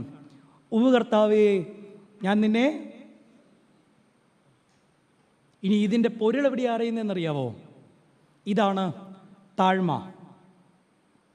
തന്നെ തന്നെ ക്രിസ്തുവിൽ അലിയിച്ചു ചേർത്ത പത്രോസിനെ വീണ്ടും നമ്മൾ കാണുന്നത് അപ്പോസ്തല പ്രവൃത്തികളിലാണ്. അതുകൊണ്ട് ഞാൻ ആ ഭാഗം അവസാനിപ്പിക്കാം. ശൂന്യനായി തീർന്ന പത്രോസ്, ഇപ്പം അവന് ഘനമേതുമില്ല, അഹങ്കരിക്കാൻ ഏതുമില്ല, ഘനമേതുമില്ലാത്ത സ്നേഹം മാത്രമുള്ളിലുള്ള ഒരു ശൂന്യനായ മനുഷ്യൻ. അവരങ്ങനെ ശിഷ്യന്മാരെല്ലാം മാളയിൽ പ്രാർത്ഥിച്ചിരിക്കുമ്പം ഒരു അഗ്നി അവരുടെ മേൽ ഇറങ്ങിയെന്നാണ് വേദപുസ്തകം. പത്രോസിൻ്റെ ആദ്യ പ്രസംഗം എന്താ? പത്രോസിൻ്റെ ആദ്യ പ്രസംഗം ധൈര്യമുള്ള അപ്പോസ്തല പ്രവർത്തികളിലെ ആദ്യത്തെ പ്രസംഗമാണ്. എനിക്ക് തരാൻ മറ്റൊന്നുമില്ല, ഉള്ളത് ക്രിസ്തുവത്രേ. ഇത്രയും നാൾ ഞാൻ എന്ന് പറഞ്ഞുകൊണ്ടിരുന്നവൻ, അല്ലേ, പൊസസീവ് പ്രോനൗൺ ആയിരുന്നു. ഇന്ന് നമ്മൾ പറയുക, ഇനി കർത്താവ് മാത്രം, ഇനി കർത്താവ് മാത്രം. ഇതിൻ്റെ പേരാണ് ദൈവം ആഗ്രഹിക്കുന്ന താഴ്മ. നിങ്ങൾ ഈ പള്ളി വന്ന് പ്രാർത്ഥിക്കുമ്പം നിങ്ങൾക്കുണ്ടാകേണ്ടുന്ന ബോധ്യവും താഴ്മ ഇതായിരിക്കണം. I M A self made മാൻ എന്ന് പറയാനല്ല. അപ്പോൾ നിൻ്റെ കൃപയൊന്നുകൊണ്ട് മാത്രമാണ്. എനിക്ക് ഈ അടുത്തിടയിൽ ഒരു അബദ്ധം പറഞ്ഞു. ഞാൻ എൻ്റെ 29-ാമത്തെ വയസ്സിൽ കിഡ്നി കൊടുത്തൊരച്ഛനാണ്, ഡൊണേറ്റ് ചെയ്തൊരച്ഛനാണ്. അപ്പോൾ എൻ്റെ ഒരു ധാരണയായിരുന്നു, അത്ര നല്ല പാർട്ടിയൊന്നുമല്ല, ദേഷ്യവും കോപവും ക്രോധവും ഒക്കെ ഉള്ള ഒരു സാധാരണ അച്ഛനാണ് ഞാൻ. പക്ഷേ എനിക്കൊരു വലിയ വിശ്വാസം ഉണ്ടായിരുന്നു, ഈ കിഡ്നി ഇല്ലാത്ത ഗ്യാപ്പിൽ ചിലപ്പോൾ കർത്താവിനെ സ്വർഗത്തിലോട്ട്. അപ്പോഴാണ് ഞാനൊരു പുസ്തകം വായിച്ചത്, നിൻ്റെ പ്രവൃത്തികൾ കൊണ്ട് മാത്രം നീ സ്വർഗത്തിലേക്ക് പ്രവേശിക്കുമോ? ഇല്ല, അതിനെ ഒരു മേമ്പൊടി ആവശ്യം. എന്താണെന്നറിയാമോ? അതിൻ്റെ പേരാണ് ദൈവത്തിൻ്റെ കൃപ. നിൻ്റെ ജീവിതത്തിന്മേൽ ദൈവം ഇങ്ങനെ കടുക് താളിക്കുന്ന പോലെ താളിച്ചൊഴിക്കുന്ന ഒരു വലിയ രഹസ്യത്തിൻ്റെ പേരാണ് കൃപ. അവിടെയാണ് ഈ പള്ളി വന്ന് നിങ്ങൾ പ്രാർത്ഥിക്കണം. അപ്പോൾ നിൻ്റെ മുൻപാകെ ഏതുമല്ലാത്ത ഞാൻ എന്നെ തന്നെ താഴ്ത്തിയിട്ട് പ്രാർത്ഥിക്കുകയാണ്. എൻ്റെ ജീവിതത്തിലെ എല്ലാ സാഹചര്യങ്ങളിലും ഇതുവരെയും നടത്തിയ നടത്തിപ്പിൻ്റെ മുൻപാകെ നന്ദി നിറഞ്ഞ ഹൃദയത്തോടുകൂടെ ശൂന്യനാക്കപ്പെട്ട ഏതുമില്ലാത്തവനായി നിൻ്റെ കൃപയ്ക്ക് വേണ്ടി ഞാൻ പ്രാർത്ഥിക്കുന്നു. നിങ്ങളറിയാത്ത അത്ഭുതം നിങ്ങളുടെ ദൈവം സാധ്യമാക്കും. 1-ാം ഭാഗം ഞാൻ വിടുകയാണ്. എന്തിനാണ് ദേവാലയം എന്ന് ചോദിച്ചാൽ, തങ്ങളെ തന്നെ താഴ്ത്തേണ്ടതിന്, to maintain a covenantal relation with God. 2, seek my face. രണ്ടാമത് ഹോവയായ ദൈവം ശലോമോൻ മുഖാന്തരം പറയുകയാണ്, എൻ്റെ മുഖം അന്വേഷിക്കണം. നിങ്ങൾക്ക് ഉറക്കം വരുന്നുണ്ടോ? ഉറക്കം വന്നാലും കുഴപ്പമില്ല, എട്ടകാലാവുമ്പോഴേ തീർക്കത്തുള്ളൂ. എൻ്റെ മുഖം അന്വേഷിക്കണം. ഇന്ന് പല രീതിയിലുള്ള ആത്മീയതകൾ ഇങ്ങനെ വരുന്നുണ്ട്. അതുകൊണ്ട് തന്നെ ദൈവത്തെ നമുക്കിഷ്ടമുള്ള രീതിയിൽ നമ്മളിങ്ങനെ വ്യാഖ്യാനിച്ചു കൊടുത്തുകൊണ്ടിരിക്കുന്നത് കൊണ്ടാണ് മതം വേണ്ടാത്ത ഒരു തലമുറയും നമുക്ക് വരുന്നുണ്ട്. ഞാൻ അതിശയപ്പെടുക, ഇത്രയും കുഞ്ഞുങ്ങൾ ഈ പള്ളി വന്നിരിക്കാനുള്ള കാര്യം എന്നാ? നിങ്ങൾക്ക് സത്യത്തിൽ താല്പര്യം കൊണ്ട് വന്നാണോ? നുണ പറയരുത് എന്നോട്. അപ്പനും അമ്മയും ചിലപ്പോൾ നിർബന്ധിച്ചതുകൊണ്ട്, സമൂഹത്തെ ഭയന്നിട്ട്, അല്ലേ? യുവജന പ്രസ്ഥാനക്കാരാണ് ഇത് നടത്തുന്നത്. വളരെ നല്ലൊരു കാര്യമാണ്. പക്ഷേ ഇത് നിർവഹിക്കുന്ന യുവജന പ്രസ്ഥാനക്കാരുടെ ജീവിതത്തിൽ ഒരു പരിമരത്തിന്മേൽ നടന്നതുപോലെ, അല്ലേ? എനിക്കൊന്ന് ഇന്നലെ എൻ്റെ സഹോദരനാണെന്ന് തോന്നുന്നു സ്വാഗതം പറഞ്ഞു, അജിനച്ചൻ സ്വാഗതം പറഞ്ഞു പരിമലയിലേക്കുള്ള നടത്തത്തിൻ്റെ പേരല്ല പരിമല തീർത്ഥയാത്ര ആണോ? അങ്ങനെയാണോ അച്ഛൻ പറഞ്ഞേ? ഏകദേശം അതുപോലൊക്കെ തന്നെയാണ്. ഞാനും ലൈവ് കുറച്ച് കേട്ടു, അല്ലേ? പരിമലയ്ക്ക് നടക്കാൻ വലിയ ഇഷ്ടമാണ് നമുക്ക്. ഞാനും എല്ലാ കൊല്ലവും നടക്കും. തോർത്തൊരെണ്ണം മേടിച്ച് തോളയിലിടും, ഒരു ചെരുപ്പ് മേടിക്കും. നാട്ടുകാരെ മുഴുവൻ നമ്മുടെ ആ വിഷമം മുഴുവൻ നമ്മൾ കാണിച്ചാണ്. അവിടെയാണ് പരിമലയിലേക്കുള്ള നടത്തത്തിൻ്റെ പേരല്ല പരിമല തീർത്ഥയാത്ര. പരിമല തിരുമേനി നടന്നതുപോലെയുള്ള നടപ്പിൻ്റെ പേരാണ് പരിമല തീർത്ഥയാത്ര. അങ്ങനെയെങ്കിൽ എൻ്റെ മുഖം അന്വേഷിപ്പിനെന്ന് യഹോവയായ ദൈവം തന്നെ പറഞ്ഞതിൻ്റെ കാരണം എന്നാ? ദൈവം നമ്മിൽ നിന്ന് ആഗ്രഹിക്കുന്ന രണ്ടാമത്തെ ഒരു വലിയ ക്വാളിറ്റി, അല്ലെങ്കിൽ ഒരു വലിയ സത്യമുണ്ട്. എന്താണെന്ന് വെച്ചാൽ, നമ്മളെല്ലാം ദൈവത്തിൻ്റെ കരങ്ങളിലേക്ക് നോക്കുന്നവരാ, അറിഞ്ഞോ അറിയാതെയോ. We are just seeking his hands, what he can do, അവൻ എന്താണ് ചെയ്യാൻ കഴിയുന്നത്, അല്ലേ? നിങ്ങൾ എന്നോട് സത്യസന്ധമായിട്ട് പറയും, നിങ്ങൾ അങ്ങനെയല്ലേ പള്ളിയിൽ പ്രാർത്ഥിക്കുന്നത്? നമുക്കൊരുപാട് ആവശ്യങ്ങളുണ്ട്. ഞാൻ തന്നെ മുമ്പേ പറഞ്ഞു, എൻ്റെ ആട് ഒരുപാട് ആവശ്യങ്ങൾ നമുക്കുണ്ട്. അതുകൊണ്ട് നമ്മൾ പലപ്പോഴും കർത്താവിൻ്റെ കൈകളിലേക്കാണ് നോക്കുന്നത്, പ്രവർത്തിക്കാൻ കഴിയുന്ന അവൻ്റെ കൈകളിലേക്ക്. Seek his hands. എന്നാൽ കർത്താവ് പറയുകയാണ്, not my hands but my face. എന്താണ് അതിൻ്റെ അർത്ഥം എന്ന് ചോദിച്ചാൽ, ഹൂ ഹീസ്, അവനാരെന്ന് ബോധ്യപ്പെടേണ്ടതിന് അവൻ്റെ മുഖത്തേക്ക് നോക്കണം. ഒരു കഥ പറയാം.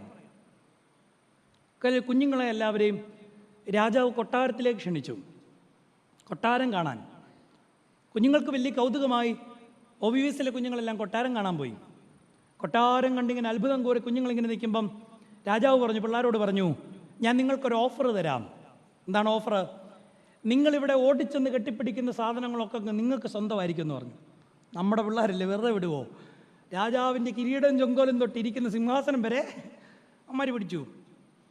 എന്നാൽ ഓട്ടിസം ബാധിച്ച സാധാരണ കുഞ്ഞുങ്ങളുടെ ബുദ്ധി നിലവാരമില്ലാത്തൊരു കുഞ്ഞെന്നാ ചെയ്യുന്നതെന്നറിയാവോ? ഓടിച്ചെന്ന് രാജാവിനെ അങ്ങ് വട്ടം കെട്ടിപ്പിടിച്ചു. ഇതിലാർക്കാണ് ബുദ്ധി? രാജാവ് പോന്നാൽ ഖജനാവ് പോരുമെന്ന ബോധ്യമുള്ളവനായിരുന്നു യഥാർത്ഥ ബുദ്ധിമാൻ. നമ്മളെങ്ങനെയുള്ളവരാ? നമ്മൾ ആവശ്യങ്ങളുടെ മേൽ മാത്രം, ഞാൻ പറഞ്ഞു തേഞ്ഞത്, എന്നാലും അത് അന്വർത്ഥം വന്നൊരു കഥയാണ്. ഞാൻ അടുത്തുള്ള ഒരു പള്ളി പ്രസംഗിക്കാൻ പോയി, കുർബാനയോട് ചേർന്നായിരുന്നു. അപ്പം ഞാൻ ഒരു അവിവാഹിത പട്ടക്കാരനായതുകൊണ്ട് കറുത്തക്കുപ്പായും കുരിശും ധരിച്ചിട്ടുണ്ട്. അപ്പം എന്നെ മൊത്തത്തിൽ കണ്ടിട്ടൊരു കടമറ്റം കത്തനാർ എഫക്റ്റ് ഉണ്ട്. അപ്പോൾ ഈ പ്രസംഗമൊക്കെ കഴിഞ്ഞാൽ കുറേ ആളുകൾ ഇങ്ങനെ തലയൊക്കെ വെച്ച് പ്രാർത്ഥിക്കാനായിട്ട് വന്നു. അപ്പം അടുത്ത് വന്നവരോടൊക്കെ ഞാനിങ്ങനെ പ്രാർത്ഥനാവശ്യങ്ങൾ ചോദിച്ചു. അപ്പം കുറേ ചെറുപ്പക്കാരതിനകത്തുണ്ട്, നല്ല സുമുഖരായ ചെറുപ്പക്കാർ. അപ്പോൾ അവരെല്ലാം വന്ന് പറഞ്ഞു, ഇതാണ് അച്ഛാ, കല്യാണം നടക്കാൻ അച്ഛനൊന്ന് പ്രാർത്ഥിക്കണം. അക്കൂട്ടത്തിൽ വളരെ സുമുഖനായ, വെള്ളയിട്ട നല്ല സുമുഖനായ ഒരു ചെറുപ്പക്കാരൻ കടന്നു വരുന്നുണ്ട്. അവൻ്റെ കയ്യിൽ ഒരു സ്വർണത്തിൻ്റെ ചെയിൻ ഉണ്ടായിരുന്നു. അവൻ ദൂരെ നിന്ന് വന്നപ്പോഴേ സ്പ്രേയുടെ മണം അടിച്ചപ്പോഴേ എനിക്ക് കാര്യം മനസ്സിലായി, അവനൊരു ഗൾഫുകാരനാണ്. ദുബായിൽ ജോലിയുള്ള 33 വയസ്സുള്ള ഒരു എഞ്ചിനീയർ. അവൻ എന്നോട് പറഞ്ഞു, എൻ്റെ കൊച്ചച്ച, എൻ്റെ പൊന്നച്ച, അച്ഛൻ്റെ സർവ്വശക്തി എടുത്തൊന്ന് പ്രാർത്ഥിക്കണം, പെണ്ണ് കിട്ടിയിട്ടില്ല. അപ്പം ഞാൻ അവനോട് ചോദിച്ചു, ഞാൻ ആർക്കും കല്യാണം ആലോചിക്കാറില്ല, അധികം കെട്ടിച്ചിട്ട് പോലുമില്ല, പേടിയാ. ഞാൻ അവനോട് ചോദിച്ചു, എന്താ ഡിമാൻഡ്? അപ്പോൾ അവൻ എന്നോട് പറഞ്ഞു, പ്രത്യേകിച്ച് ഡിമാൻഡൊന്നും ഇല്ല, കാണാൻ നല്ലതായിരിക്കണം, നല്ല കുടുംബമായിരിക്കണം, അത്യാവശ്യം വിദ്യാഭ്യാസം വേണം, ദൈവഭയം ഉണ്ടായിരിക്കണം. ഞാൻ എൻ്റെ കഴുത്തേ കിടന്നത് അടിക്കുരിശെടുത്ത് കാണിച്ചിട്ട് അവനോട് ചോദിച്ചു, ഇങ്ങനെ ഒരെണ്ണത്തിനെ കണ്ടിരുന്ന പിന്നെ ഞാൻ ഈ കുരിശ് വിട്ടുകൊണ്ട് നടക്കുമായിരുന്നോ? പ്രാർത്ഥിക്കാൻ നമുക്കെല്ലാവർക്കും എന്തുണ്ട്? മറ്റേ തിരിയുടെ പരസ്യം പോലെ പ്രാർത്ഥിക്കാൻ നമുക്കെല്ലാവർക്കും ഒരുപാട് കാര്യങ്ങളുണ്ട്. നമ്മൾ എവിടെ ഓർത്തേ, യഥാർത്ഥത്തിൽ ക്രിസ്തുവിനെ ആഗ്രഹിച്ചിട്ട് ദേവാലയത്തിലേക്ക് വന്ന എത്ര പേര് ഇതിനകത്തുണ്ട്? എൻ്റെ ആത്മാവിനെ തൊടുന്ന, എൻ്റെ ജീവിതത്തിന് കൂട്ടുപോരുന്ന, അതല്ലേ പഴയ നിയമത്തിലെ ഏറ്റവും മനോഹരമായൊരു ഫ്രൈസ് ഏതാന്ന് ഞാൻ പറയും, പകൽ മേഘസ്തംഭമായും രാത്രിയിൽ അഗ്നിത്തൂണായും. വെട്ടം കൊടുത്തു എന്നുള്ളതല്ല, 24 മണിക്കൂറും എന്നെ പൊതിഞ്ഞു നിൽക്കുന്ന ഒരു നിതാന്ത സാന്നിധ്യമായി എൻ്റെ ദൈവം എൻ്റെ കൂടെയുണ്ട് എന്ന് പഴയ നിയമത്തിലെ ജനം പറഞ്ഞ വാക്കാണത്. പകൽ മേഘസ്തംഭമായും രാത്രിയിൽ അഗ്നിത്തൂണായും ഒരു ദൈവം എൻ്റെ കൂടെ ഉണ്ടായിരുന്നു. നമ്മൾ എത്ര പേര് ഇതിനു വേണ്ടി പ്രാർത്ഥിച്ചിട്ടുണ്ട്? നമ്മൾ പ്രാർത്ഥിച്ചു ഒരുപാട് കാര്യങ്ങൾക്ക് വേണ്ടി. അവിടെയാണ് seek my face not my hands എന്ന് പറയുന്നിടത്ത് ദേവാലയം രണ്ടാമത് യഹോവയായ ദൈവം ആവശ്യപ്പെടുന്ന രണ്ടാമത്തെ കാര്യം, എൻ്റെ മുഖം അന്വേഷിപ്പീൻ. അതിന് പുതിയ നിയമത്തിലൊരു ഉദാഹരണം ഞാൻ പറയാം. വിശുദ്ധ യോഹന്നാന്റെ സുവിശേഷം 4-ാം അധ്യായം അതിൻ്റെ 48 മുതലുള്ള വാക്യങ്ങളിൽ നമ്മൾ കാണുന്നുണ്ട്, ഒരു രാജഭൃത്യൻ യേശുവിനെ സമീപിക്കുന്നു. അവൻ്റെ മകൻ മരിക്കാറായി കിടക്കുന്നു. ഒരു ശതാധിപൻ വേറെ ഉണ്ട്, ക്ലാഷായി പോകരുത്. ക്ലാഷൊന്നും ആകത്തില്ല, ഞങ്ങൾക്ക് അങ്ങനെ വേദപുസ്തകം വായിച്ച് ശീലമില്ലാത്ത ക്ലാഷൊന്നും ഞങ്ങൾക്ക് പ്രത്യേകിച്ച് അങ്ങനെയാണോ? വേദപുസ്തകം കൊണ്ടുവന്നവർ എത്ര പേരുണ്ട്? ഞാൻ കോട്ടയംകാരനാണെങ്കിലും വടക്കൻ ഭദ്രാസനങ്ങളിൽ സേവനം അനുഷ്ഠിക്കുന്നവരാണ്. അച്ഛാ, പറ്റുകയാണ് ഇവരെ ടൂറിന് കൊണ്ടുവരേണ്ട ഒരു സ്ഥലമുണ്ട്. എവിടെയാണെന്നറിയോ? പെരുമ്പാവൂർക്ക് കൊണ്ടുവരണം. രാവിലെ വരണം, വണ്ടി വിളിച്ച് പെരുമ്പാവൂർ. അവിടെ വന്നാൽ കാണാം, പണിക്ക് വന്ന ബംഗാളിയുടെ കയ്യിൽ പോലും എന്നാ കാണും? ഒരു കൈക്കോട്ട് കാണും. ഇനി ഞാൻ കൂടുതൽ വല്ലതും പറയണോ? അച്ഛൻ ടൂറിന് വിളിക്കുകയാണെങ്കിൽ വരണം, മീൻ പാറയെന്ന് കഞ്ഞി ഞാൻ തരാം. ഈ വേദഭാഗം സുപരിചിതമാണെന്ന് ഞാനങ്ങ് വിശ്വസിക്കുക. രാജവൃത്തിനാണ് വരുന്നത് തൻ്റെ മകൻ്റെ സൗഖ്യത്തിന് വേണ്ടി. അവൻ വന്നിട്ട് അവിടെ ചെയ്യുന്ന ഒരു കാര്യത്തിൽ പ്രത്യേകിച്ച് നമുക്ക് ചിന്തനീയമായ എന്തെങ്കിലും ഉണ്ടോ എന്ന് ചോദിച്ചാൽ നിങ്ങൾ പറയും, അങ്ങനെ പ്രത്യേകിച്ച് ഞങ്ങൾക്കൊന്നും. ഇത് നോബിനച്ചൻ കുത്തിയിരുന്ന ഭാവനയെ കണ്ടുപിടിച്ചതല്ല. സ്വർണ്ണനാവുകാരനായ ഈവാനിയോസ് യോഹന്നാൻ്റെ ഭാഷ്യം എഴുതിയതിപ്പം അതിനകത്ത് പറയുന്നൊരു വാക്യമാണ്. Seek my face not my hands എന്നുള്ളതിന് മനോഹരമായ ഉദാഹരണമാണ്. എന്താണെന്ന് ചോദിച്ചാൽ, രാജഭൃത്യൻ വന്നിട്ട് പറഞ്ഞു, എൻ്റെ മകൻ മരിക്കാറായി കിടക്കുക, അതുകൊണ്ട് എന്ത് ചെയ്യണം? നീ വേഗത്തിൽ എൻ്റെ ഭവനത്തിലേക്ക് വരണം. ഏറ്റവും പയ്യെ നടന്ന ഒരു മനുഷ്യൻ്റെ പേരാണ് കർത്താവ്. 3 miles an hour എന്ന് പറഞ്ഞൊരു പുസ്തകം തന്നെയുണ്ട്. ഏറ്റവും പതുക്കെ നടന്നൊരു മനുഷ്യൻ. അവിടെയാണ് പറയുന്നത്, എൻ്റെ മകൻ മരിക്കാറായി കിടക്കുകൊണ്ട് നീ എത്രയും പെട്ടെന്ന് എൻ്റെ വീട്ടിലേക്ക് വരണം. ഇങ്ങനെ തൻ്റെ മകൻ മരിക്കാറായതുകൊണ്ട്, എൻ്റെ പൈതൽ മരിക്കാറായതുകൊണ്ട് നീ അതിവേഗത്തിൽ വന്ന് അവൻ മരിക്കുന്നതിന് മുമ്പ് എനിക്കൊരു സൗഖ്യം വേണമെന്ന് ശഠിക്കുന്ന രാജഭൃത്യനെ വേദപുസ്തകം പരിചയപ്പെടുത്തുമ്പം യോഹന്നാൻ തൻ്റെ സുവിശേഷത്തിലൂടെ പറഞ്ഞവതരിപ്പിക്കുന്നത് ഇങ്ങനെയാണ്. കർത്താവ് അവനോട് പറയാതെ പറയുന്നൊരു കാര്യം, മകൻ മരിച്ചു പോയാൽ അവന് ജീവൻ തരാൻ കഴിയുന്നൊരു കർത്താവാണ് ഇവിടെ നിൽക്കുന്നതെന്ന് നീ എന്തുകൊണ്ട് മനസ്സിലാക്കുന്നില്ല? ഇതാണ് കർത്താവിൻ്റെ പ്രതികരണം. ഇവൻ്റെ ആഗ്രഹം മരിക്കുന്നതിന് മുമ്പ് എന്തെങ്കിലും ചെയ്യണമെങ്കിൽ, കാരണം അത്രയ്ക്ക് മാത്രമേ അവൻ ക്രിസ്തുവിനെ മനസ്സിലാക്കിയുള്ളൂ ഒരു വൈദ്യൻ എന്ന നിലയിൽ. അവിടെയാണ് അവന് മരണത്തിനപ്പുറം ജീവൻ പ്രദാനം ചെയ്യാൻ കഴിയുന്ന സൃഷ്ടാവായ ദൈവമാണ് നിൽക്കുന്നതെന്ന ബോധ്യം ആ സമൂഹത്തിലെ ആ മനുഷ്യനുണ്ടായിട്ടില്ല. നമുക്കുമില്ലാതെ പോകുന്ന ബോധ്യം ഇതാ, നമ്മുടെ ദൈവം ആരാ? നമ്മുടെ ദൈവം നമ്മൾ നനയ്ക്കുന്നതിലും ഉദ്ദേശിക്കുന്നതിലും ആഗ്രഹിക്കുന്നതിനും ഉപരിയായി പ്രവർത്തിക്കുന്ന ദൈവമാണ്. അവിടെ നിങ്ങൾ എന്നോട് ചോദിച്ചേക്കാം, അങ്ങനെയെങ്കിൽ ഞങ്ങളുടെ ജീവിതത്തിൽ ഒന്നൊഴിയാതെ കാര്യങ്ങളിങ്ങനെ ഞങ്ങൾക്ക് പ്രതിസന്ധികളായിട്ട് വരികയാണ്, എത്ര പ്രാർത്ഥിച്ചിട്ടും ജീവിതത്തിൽ മാറ്റങ്ങളുണ്ടാകുന്നില്ല, ഈ പ്രവർത്തിക്കുന്ന ദൈവം എവിടെ ഉറങ്ങിപ്പോയോ? ഇല്ലേ? ഇങ്ങനെ ചിന്തിച്ച അനേകർ വേദപുസ്തകത്തിലുമുണ്ട്. അവിടെയാണ് ദൈവത്തിൻ്റെ സമയം നമ്മുടെ സമയമല്ല. ഈ പ്രസംഗം യൂട്യൂബിൽ വരുന്നതുകൊണ്ടുള്ള ഒരു വലിയ ബാധ്യത എന്താണെന്ന് ചോദിച്ചാൽ, ഇത് കേട്ട് കുറേ ആളുകൾ, ഒരു പരിചയമില്ലാത്ത ആളുകൾ നമ്മളെ വിളിക്കും. ഞാനതിൽ ആനന്ദിക്കുന്ന ഒരു മനുഷ്യനും കൂടിയാണ്. എന്തിനാണെന്ന് ചോദിച്ചാൽ, ഒരു പരിചയമില്ലാത്ത മനുഷ്യരാ, പക്ഷെ സഹോദരങ്ങളെപ്പോലെ പറയുന്നൊരു കാര്യം വെച്ചാൽ പ്രാർത്ഥിക്കണം. ഒരുപാട് പ്രാർത്ഥനാ വിഷയങ്ങൾ ഇങ്ങനെയുണ്ട്, ഒരുപാട് സങ്കടകരമായ പ്രാർത്ഥനാ വിഷയങ്ങളുണ്ട്. എങ്ങനെ പരിഹരിക്കുമെന്ന്, ഞാൻ ആ സ്ഥാനത്തായിരുന്നെങ്കിൽ എങ്ങനെ മറികടക്കുമെന്ന് എനിക്കറിയാത്ത പ്രാർത്ഥനാ വിഷയങ്ങൾ. ഞാൻ രാത്രിയിൽ ഇവാനിസ് തിരുമേനിയുടെ ഒരു ശിഷ്യനായതുകൊണ്ട് കൊന്ത നമസ്കാരം നിർവഹിക്കും. ഞാൻ ആ സമയത്തൊക്കെ ഇവരെ ഓർത്ത് പ്രാർത്ഥിക്കും. പക്ഷെ കുറേ പ്രാർത്ഥിച്ചിട്ടും ചിലരുടെ ഈ അത്യാഹിതമായ സാഹചര്യങ്ങളെ ഓർക്കുമ്പോൾ ഞാൻ കർത്താവിനോട് ചോദിച്ചിട്ടുണ്ട്, എന്തേ ഇതിനൊരു മാറ്റം വരുത്തി കൊടുക്കാത്തത്? അവിടെ എനിക്ക് ദൈവം തന്ന ഉത്തരം ഇതാണ്, പ്രാർത്ഥനാ വിഷയങ്ങൾക്ക് ചിലപ്പോൾ മാറ്റം ഉണ്ടാകത്തില്ല, ശടിച്ചിട്ട് കാര്യമില്ല, പക്ഷെ പ്രാർത്ഥിച്ച് നമുക്കൊരു മാറ്റം ഉണ്ടാകും നിശ്ചയം. പ്രാർത്ഥനാ വിഷയങ്ങൾക്ക് മാറ്റമുണ്ടായെന്ന് വരത്തില്ല, പക്ഷെ പ്രാർത്ഥിച്ച് നമുക്കൊരു മാറ്റം നിശ്ചയമായും ഉണ്ടാകും. അതിൻ്റെ ഏറ്റവും വലിയ തെളിവാണ് ഈ മഹാപരിശുദ്ധൻ.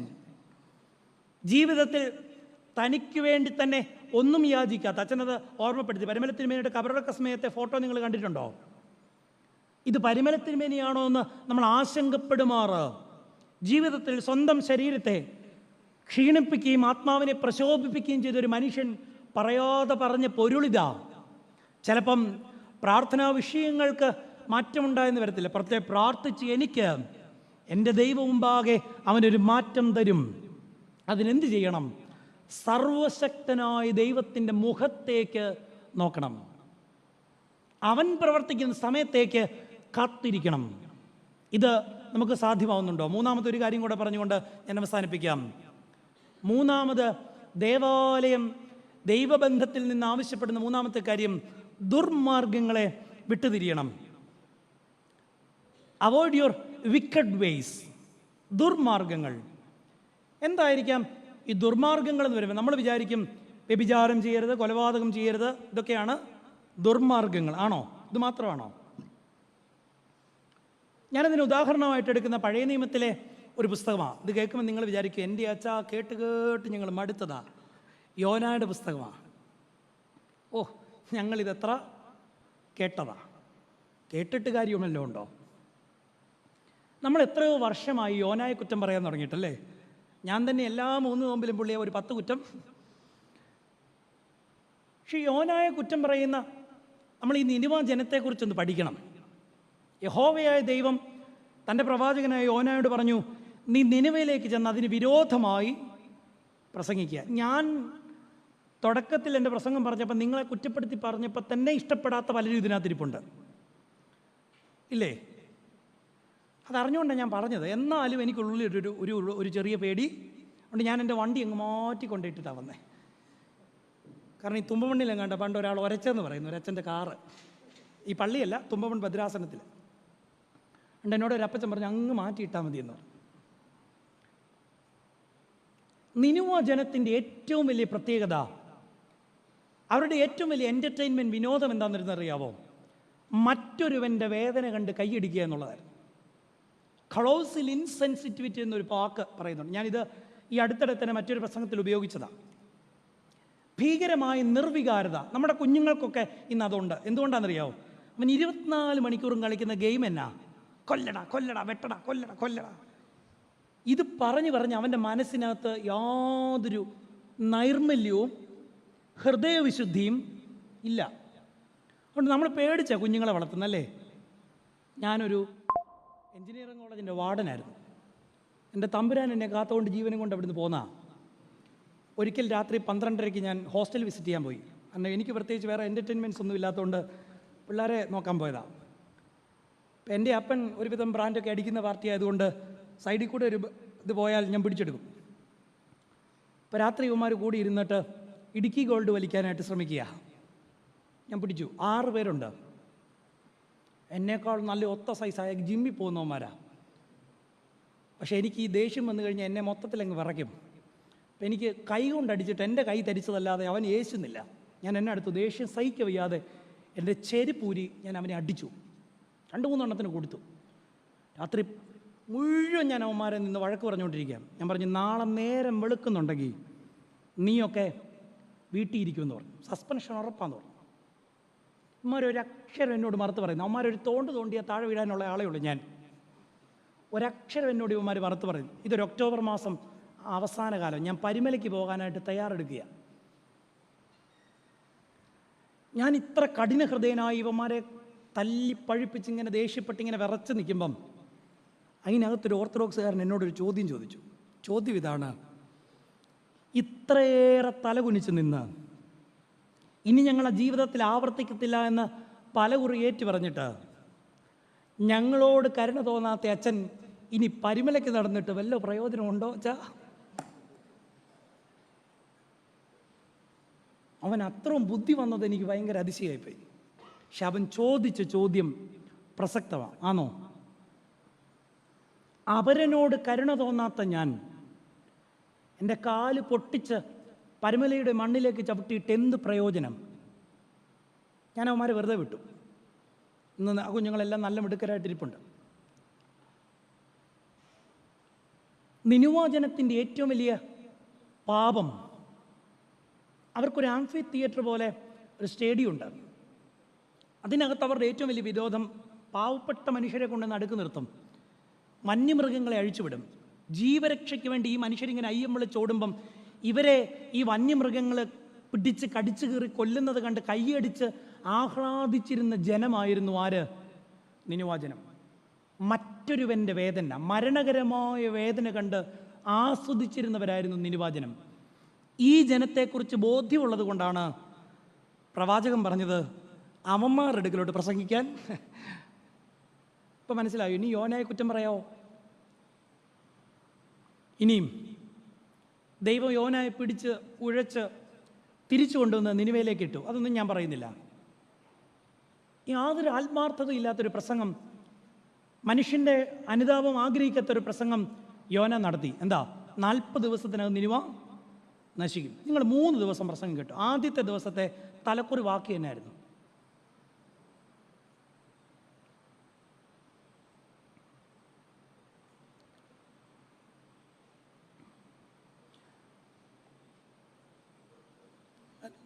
ഇതിനകത്ത് യാതൊരു ആശ്ചര്യമില്ല, നമ്മളെല്ലാം ഓർത്തഡോക്സുകാരില്ലയോ.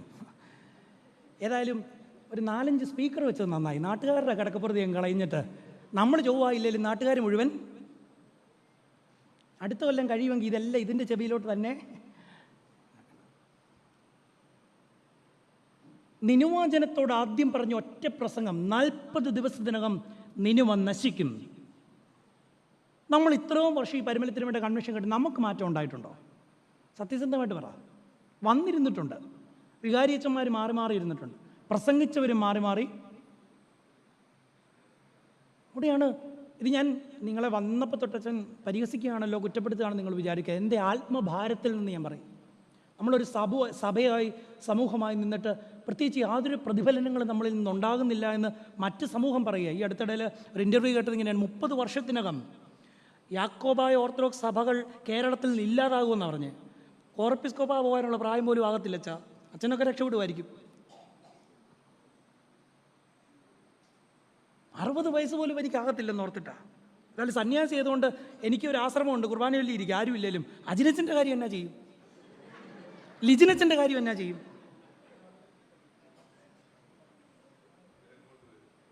ആശ്രമത്തിൽ വരും, സ്വസ്ഥമായിട്ട് ജീവിക്കാൻ സമ്മതിക്കത്തില്ല.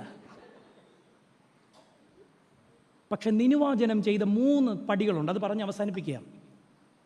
നിനുവാചനം ചെയ്ത ആദ്യത്തെ ഈ നടുക്കുന്ന പ്രസംഗം കേട്ടപ്പോൾ ആദ്യം ചെയ്തത് acknowledgement of guilt by outward actions. ആദ്യത്തെ അവരുടെ നടപടി ബാഹ്യമായ അനുതാപത്തിൻ്റെ പ്രകടനങ്ങളിലേക്ക് അവർ പ്രവേശിച്ചു എന്നുള്ളതാണ്. അവരെന്ത് ചെയ്തു? രാജാവ് തൊട്ട് അവരുടെ എല്ലാ രാജവസ്ത്രങ്ങളെയും സിംഹാസനങ്ങളെയും ഉപേക്ഷിച്ചിട്ട് അവർ തങ്ങളേതുമല്ല എന്ന് ദൈവസന്നിധിയിൽ പ്രകടമാക്കേണ്ടതിന് ചാക്ക് ധരിച്ച് രട്ടിലും വെണ്ണീറിലും ഇരുന്നു. ബാഹ്യമായ പ്രകടനങ്ങളിലൂടെ അവരൊന്നാം പടി ചവിട്ടി, ഞങ്ങളേതുമല്ല. നമ്മുടെ തലമുറ ഇന്ന് ചോദിക്കുന്ന ചോദ്യം, അച്ഛൻ നോമ്പെടുക്കേണ്ട കാര്യമുണ്ടോ? ഇറച്ചിയും മീനും കൂട്ടാതിരുന്നുകൊണ്ട് സ്വർഗത്തിലോട്ട് പോകും ആരെങ്കിലും? നമ്മൾ ചോദിക്കും ചോദ്യം, 50 ദിവസത്തെ നോമ്പെന്നൊക്കെ പറഞ്ഞ് നമുക്കങ്ങ്. പക്ഷേ ഡോക്ടർ പറയുക 3 ബ്ലോക്ക് ഉണ്ട്, നടക്കാൻ പറഞ്ഞാൽ പട്ടി നടക്കുന്ന പോലെ നമ്മൾ നടക്കും. പക്ഷെ നോമ്പെടുക്കാൻ പറഞ്ഞാൽ നമ്മൾ അവിടെയാണ്. പരിമലയിലേക്ക് നിങ്ങൾ നടക്കുന്നുണ്ടായിരിക്കാം. എന്നെ മാനസാന്തരപ്പെടുത്തിയതൊരു തെരുവ് പട്ടിയാണ്. ഞാൻ എല്ലാ വർഷവും പരിമലയിലോട്ട് നടക്കും. എനിക്ക് ഒരുപാട് ആവശ്യങ്ങളുണ്ടായിരുന്നു പറയാൻ. നല്ല പള്ളി കിട്ടണം, തിരുമേനിക്ക് എന്നോട് കരുണ തോന്നണം, എന്നെ പെട്ടെന്ന് വല്ല സ്ഥാനങ്ങളിലൊക്കെ ആക്കണം, ഇങ്ങനെയൊക്കെ ആദ്യകാലങ്ങളിൽ എനിക്ക് പക്വതയില്ലാത്ത കാലത്തുണ്ടായിരുന്നു. ഒരിക്കൽ ഞാൻ ഇടിഞ്ഞല്ലത്ത്, കോട്ടയത്തു നിന്ന് എല്ലാ വർഷവും നടക്കുന്നത്. ഇടിഞ്ഞല്ലത്തു നിന്ന് ഇങ്ങനെ നടന്നപ്പം ഒരു തെരുവ് നായ എൻ്റെ കൂടെ നടക്കാൻ തുടങ്ങി. അപ്പം കുരിശ് പിടിച്ചുകൊണ്ട് നടക്കുന്ന തങ്കച്ചായൻ ഒരു കല്ലെടുത്ത് പട്ടിക്കിട്ട് എറിയാൻ നോക്കിയിട്ട് പട്ടി മാറുന്നില്ല. പട്ടി മാന്നാർ വരെ എൻ്റെ കൂടെ ഉണ്ടായിരുന്നു. മാന്നാർ അടുക്കായപ്പോഴാണ് ഞാൻ ചിന്തിച്ചത്, പട്ടി നടന്നു, നോബിനച്ചനും നടന്നു, എന്നാ പ്രത്യേകത? എൻ്റെ പേര് പറഞ്ഞുകൊണ്ട് നിങ്ങൾക്ക് ഇങ്ങ് സുഖിച്ചല്ലയോ? നിങ്ങളുടെ ഓരോരുത്തരും പേര് ഈ പട്ടിയുടെ കൂടെ വെച്ചെന്ന് നോക്കി. നമ്മൾ നടന്നതുകൊണ്ട് ആർക്കാ പ്രയോജനം? ഒരിക്കൽ മാവേലിക്കര ഭദ്രാസനക്കാർ, യുവന പ്രസ്ഥാനക്കാർ ഈ സഭയിലെ സമൂഹത്തിൽ ഏറ്റവും വലിയ സാക്ഷ്യം നടത്തിയ കാര്യം ഞാൻ ചിന്തിക്കുന്നത് എന്നാണെന്നറിയാവോ? ഈ പരിമലയ്ക്ക് നടന്നവന്മാർ തിന്നു കളഞ്ഞ സാധനങ്ങൾ തൂത്തുവാരി എന്നുള്ളതാണ്. സത്യത്തിൽ പരിമലയിൽ നടപ്പുകൊണ്ട് പലരും ചെയ്യുന്നത് ദ്രോഹമാണ്. കാരണം വഴി നിറച്ച് തീറ്റിയാ, മേടിച്ച് അവസാനം അങ്ങോട്ട് ചെല്ലുമ്പോൾ നടക്കാൻ മേലെ നമുക്ക്. പായസവും ഐസ്ക്രീമും അല്ലേ. ഒരിക്കൽ എൻ്റെ കൂടെ നടന്നൊരു പെങ്കൊച്ച്, ഒരു വലിയ ബിക്ഷോപ്പർ അവളുടെ കയ്യിലുണ്ട്. ഞാൻ നോക്കിയപ്പോൾ മുഴുവൻ സാധനം കാണാൻ നല്ല മിടുക്കിയാണ്, നല്ല ചുരിദാറൊക്കെ ഇട്ടിട്ടുണ്ട്. അവൾ മേടിച്ചിട്ട് അപ്പം ഞാൻ ചിന്തിച്ചു, ഇവക്കൊരു നാണോമാനം ഇല്ലേ? പക്ഷേ അവളെന്നെ അത്ഭുതപ്പെടുത്തി. ആ പരിമലയുടെ ഈ പാലത്തിലോട്ട് കയറി കഴിഞ്ഞപ്പോൾ അവൾ എന്നാ ചെയ്തു? കൈ കിട്ടിയ സാധനങ്ങളൊക്കെ അവിടെ ഇരുന്ന ഭിക്ഷക്കാർക്ക് പെറുക്കിക്കൊടുത്ത് കാലിയായ കവറുമായിട്ട് അവൾ പരിമല ചവിട്ടിയത്. അതൊരു മാതൃകയായിരുന്നു. നമ്മളെന്താ പരിമല നടന്നുകൊണ്ട് ഉദ്ദേശിച്ചത്? അവിടെയാണ് ചെന്നത്. നിങ്ങളുടെ ഈ ആദ്യ പടി, അനുതാപത്തിൻ്റെ ആദ്യ പടിയാണത്, പരിമലയിലേക്കുള്ള നടത്തം. ആ നടപ്പിൽ മുഴുവൻ നിങ്ങൾ ധ്യാനിക്കേണ്ടുന്ന ഒരു കാര്യം എന്താ? ഈ പിതാവ്, ഞങ്ങളുടെ സഭയിലെ ഈ വിശ്വാസത്തിൽ ജീവിച്ച് ഈ ആരാധന നിർവഹിച്ച് ഈ പിതാവ് എങ്ങനെ അപ്പോൾ നിന്നെ പ്രീതിപ്പെടുത്തിയോ, എങ്ങനെയപ്പാ നിന്റെ സന്നിധിയിൽ നിനക്ക് ഇമ്പകരമായി ജീവിച്ചുവോ അതുപോലെ ജീവിക്കാൻ, സുഗന്ധം വമിക്കുന്നൊരു ജീവിതമായി ഞങ്ങളെ തന്നെ സമർപ്പിക്കുവാൻ, ഞങ്ങൾ തെറ്റിപ്പോയാലും ഞങ്ങളെ നിന്ന് തിരിച്ചു കൊണ്ടുവരുവാൻ ഞങ്ങളെ സാധ്യമാക്കണമെന്ന് പ്രാർത്ഥിച്ചുകൊണ്ട് നടക്കുമോ? എന്നെ രൂപപ്പെടുത്തണം, രൂപാന്തരപ്പെടുത്തണം, എൻ്റെ ജീവിതം ഒരു സുഗന്ധമാക്കണമെന്ന് പറയണം. അതുകൊണ്ടല്ലേ നമ്മൾ കാണാത്തൊരു പിതാവിൻ്റെ അനുസ്മരണത്തിൽ നമ്മളിങ്ങനെ കൂടിയിരിക്കുന്നത്. നിനിവേ ജനം ആദ്യം ചെയ്തത് അവരുടെ ബാഹ്യമായ പ്രകടനമാണ്. എന്തിനു വേണ്ടിയാ? ദേശത്തിൽ ഇനി യാതൊരു വ്യത്യാസവുമില്ല. മറ്റൊരുവൻ എനിക്ക് ചെറുതാണെന്നും അവൻ്റെ വേദന, അവൻ്റെ ജീവിതം എനിക്ക് രസിക്കാൻ വേണ്ടിയാണെന്ന് പറഞ്ഞ മനുഷ്യര് എന്ത് ചെയ്തു? ഇനി ഞങ്ങൾ സമരാണ്, ഞങ്ങൾ മണ്ണിനോട് ചേർന്നവരാണെന്ന് ആദ്യം ഒരു പ്രഘോഷിച്ചു. Acknowledgement of guilt by outward action. 2, focus to the inner being. അവരെന്ത് ചെയ്തു? തങ്ങളുടെ ഉണ്മയിലേക്ക് തന്നെ ഒന്ന് നോക്കി. ഞാൻ ശരിയാണോ? ഇല്ലാത്ത കുഴപ്പം എന്നാ? നമ്മൾ പലപ്പോഴും നമ്മളെ നോക്കാൻ മടിക്കുന്നവരാ, അല്ലേ? കുടുംബജീവിതത്തിലെ പ്രതിസന്ധികൾ നിങ്ങൾ നോക്കിക്കേ. എന്തുകൊണ്ടാണ് വരുന്നത്? ഞാൻ ശരിയും എനിക്കെതിരെ നിൽക്കുന്നവൻ തെറ്റുമാണെന്ന ബോധ്യം. അവിടെ നിങ്ങൾ ഓർത്തേ, എനിക്കെതിരെ നിൽക്കുന്നവന് പറയാനും ഒരു കഥയുണ്ടെന്ന് നിങ്ങൾ ഓർക്കണം. വേണ്ടേ? ഇതിനെന്ത് ചെയ്യണം? നമ്മൾ ഏകമായിരിക്കുന്ന, എന്തിനാണ് ഈ തുമ്പമൺ പള്ളി എന്ന് ചോദിച്ചാൽ, ആ പള്ളി രാവിലെ എല്ലാം തുറന്നെടുത്തില്ലേ ചാ? ഈ ദേശത്തിന് നടുവിൽ എന്തിനാണ് ദേവാലയം എന്ന് ചോദിച്ചാൽ, ജീവിതത്തിൽ നിങ്ങൾക്ക് ആരോടും പറയാൻ കഴിയാത്തൊരു കാര്യം വരുമ്പം ആ പള്ളിക്കുള്ളിലേക്ക് ശാന്തമായിട്ട് നിങ്ങളൊന്ന് പോയിരിക്കണം. എന്നിട്ട് ദൈവത്തോട് സംസാരിക്കണം. അപ്പോൾ ഞാനിവിടെ തിരുത്തേണ്ടുന്നത്, അവിടെ ചോദിച്ചിട്ട് നിങ്ങൾ പുറത്തേക്ക് ഇറങ്ങുമ്പം നിങ്ങളൊരു പുതിയ മനുഷ്യരാകും. അവനവനെ തന്നെ നോക്കണം. നിനിവേ ജനം തങ്ങളെ തന്നെ നോക്കി. മറ്റുള്ളവരെ മുറിപ്പെടുത്തിയവർ എന്ത് ചെയ്തു? ഇനി അവർ തിരിച്ചറിഞ്ഞു, ഇനി മുറിവുകളെ സൗഖ്യമാക്കണം. ഇനി അടുത്തത്, ലാസ്റ്റ് അവർ ചെയ്തൊരു കാര്യം എന്താണ്? അതാണ് എനിക്ക് വേദപുസ്തകത്തിൽ, യോനായുടെ പുസ്തകത്തിൽ ഏറ്റവും ഇഷ്ടമുള്ളൊരു, അവരെക്കുറിച്ചുള്ള അഭിമാനകരമായ കാര്യം. Acknowledgement of God freedom in how he will respond to our repentance. നമ്മുടെ അനുതാപത്തോട് അവൻ എങ്ങനെ പ്രതികരിക്കുമെന്നുള്ളത് ദൈവത്തിൻ്റെ സ്വാതന്ത്ര്യത്തിന് വിട്ടുകൊടുത്തു. നമ്മൾ കുമ്പസരിച്ച് കഴിഞ്ഞാൽ നമുക്കൊരു പിടിവാശിയുണ്ട്, ദൈവം എല്ലാം ക്ഷമിച്ചിരിക്കണം. അങ്ങനെ പിടിവാശി പിടിക്കാൻ പറ്റുമോ? അങ്ങനെ പിടിവാശി ഉള്ളത് കൊണ്ടാണ് നമ്മൾ വീണ്ടും അതേ പാപം തന്നെ, അല്ലേ? ഒരു വികാരിയച്ഛൻ 3 വർഷം ഒരു പള്ളിയിലിരുന്ന് 3-ാം വർഷമാകുമ്പം തങ്കച്ചായൻ കയറി വരുമ്പോഴേ അറിയാം തങ്കച്ചായൻ്റെ കാര്യം. കാരണം എന്നാ? നമ്മൾ പറഞ്ഞതൊക്കെ തന്നെയുള്ളൂ നമുക്ക് വീണ്ടും. കാരണം നമ്മുടെ ധാരണ എന്നാ? നമ്മൾ നമ്മളൊന്ന് കയറി വന്നാൽ മതിയെ തമ്പുരാനെല്ലാം. അവിടെയാണ് നിനിവേ ജനം പറയുന്നു, അവൻ പൊറുക്കുമോ ഇല്ലയോ എന്ന് എനിക്കറിയില്ല, പക്ഷെ അനുദപിക്കുക എന്ന ഞങ്ങളുടെ കടമ ദൈവസ്ഥനെ നിർവഹിച്ച് അവൻ്റെ സ്വാതന്ത്ര്യത്തിന് മുൻപാകെ ഞങ്ങളെ തന്നെ താഴ്ത്തുന്നു. അതുകൊണ്ട് ആ പുസ്തകം അവസാനിക്കുന്നത് എങ്ങനെയാണെന്നറിയാമോ? വേദപുസ്തകത്തിലേക്ക് ഞാൻ പറയും, ഏറ്റവും മനോഹരമായൊരു കൺക്ലൂഷനുള്ളൊരു പുസ്തകം, ഉത്തരമില്ലാത്ത ചോദ്യത്തോടു കൂടി അവസാനിക്കുന്ന പുസ്തകം യോനായുടെ പുസ്തകമാണ്. എന്താണ് ചോദ്യവും ഉത്തരവും? ചോദ്യം ഇതാണ്: ആവണക്ക് നിമിത്തം ക്രോധം കൊണ്ട് ജ്വലിച്ചു നിൽക്കുന്ന യോനായോട് യഹോവയായ ദൈവം ചോദിക്കുകയാണ്, നീ അധ്വാനിക്കുകയോ നീ വളർത്തുകയോ ചെയ്തിട്ടില്ലാത്ത ആവണക്കിനോട് നിനക്ക് അയ്യോ ഭാവം തോന്നുന്നുവെങ്കിൽ, ഇടം കൈയും വലം കൈയും തിരിച്ചറിവില്ലാത്ത 1,20,000 ചില്ലുവാനും മനുഷ്യരും കന്നുകാലികളുമുള്ള ഈ നിനിവേ ജനത്തോട് എനിക്ക് അയ്യോ ഭാവം തോന്നരുതോ? ഈ ദുഷ്വഴികളെ, വിക്കഡ് വേയ്സ്, അതിനെ ഉപേക്ഷിച്ചാലുള്ള അനുഗ്രഹമാണ് ഞാൻ പറഞ്ഞത്. അവൻ്റെ കരുണ ഇളകും. എന്തിനാണ് ദൈവാലയം എന്ന് ചോദിച്ചാൽ, മൂന്നാമത് അവൻ്റെ കരുണയെ ഇളക്കാനുള്ള, നമ്മുടെ ദുർഭാഗ്യങ്ങളെ വിട്ടുതിരിയാൻ നമ്മളെ പ്രേരിപ്പിക്കുന്ന ഇടമാകണം നമ്മുടെ പള്ളി. ഈ 3 കാര്യങ്ങളാണ് ദൈവാലയത്തിൽ വന്ന് ചെയ്യണമെന്ന് ഞാൻ ബോധപൂർവ്വം ഓർപ്പിച്ചത്. എൻ്റെ പ്രസംഗം അവസാനിപ്പിക്കട്ടെ. ജ്ഞാനിയായ ശലോമോൻ ദൈവാലയം പ്രതിഷ്ഠിച്ച് ദൈവത്തോട് പ്രാർത്ഥിച്ചതിന് ദൈവം കൊടുത്ത ഉത്തരം, I need my people as A covenant community. ഉടമ്പടിയുടെ ജനമായി എനിക്കവരെ വേണം. ദേശത്ത് ക്ഷാമം ഉണ്ടാകാതിരിക്കാൻ, ദേശത്തിന് വെട്ടിക്കളി വരാതിരിക്കാൻ, മഴ തടുക്കാതിരിക്കാൻ, ഈ ജനത്തിന് അനുഗ്രഹം ലഭിക്കേണ്ടതിന് അവരെന്ത് ചെയ്യണം? എന്നോട് വിശ്വസ്തരായിരിക്കണം. 3 കാര്യങ്ങൾ, 3 കണ്ടീഷൻസ് ദൈവം ആവശ്യപ്പെടുന്നതാണ് ഞാൻ പറഞ്ഞത്. 1, തങ്ങളെ തന്നെ, ഞാൻ ചോദിക്കാൻ പാടില്ലായിരുന്നല്ലോ അല്ലേ, തങ്ങളെ തന്നെ താഴ്ത്തണം. എളിമ എന്ന് പറഞ്ഞാൽ മറ്റൊരാളുടെ മുൻപാകെ വെറുതെ തലകുനിക്കുന്നതിൻ്റെ പേരല്ല, ഉണ്മയിലുള്ള, നമ്മളെ തന്നെ ശൂന്യമാക്കി ദൈവം നിറയ്ക്കുന്ന ആ അനുഭവത്തിൻ്റെ പേരാണ് താഴ്മ. ക്രിസ്തു ധരിച്ച താഴ്മ, അവൻ വളരുകയും ഞാൻ കുറയുകയും ചെയ്യുന്ന താഴ്മ. തങ്ങളെ തന്നെ താഴ്ത്തണം. 2 എന്താ പറഞ്ഞത്? ഏതായാലും ദുർമാർഗങ്ങളല്ല 2 പറഞ്ഞത്.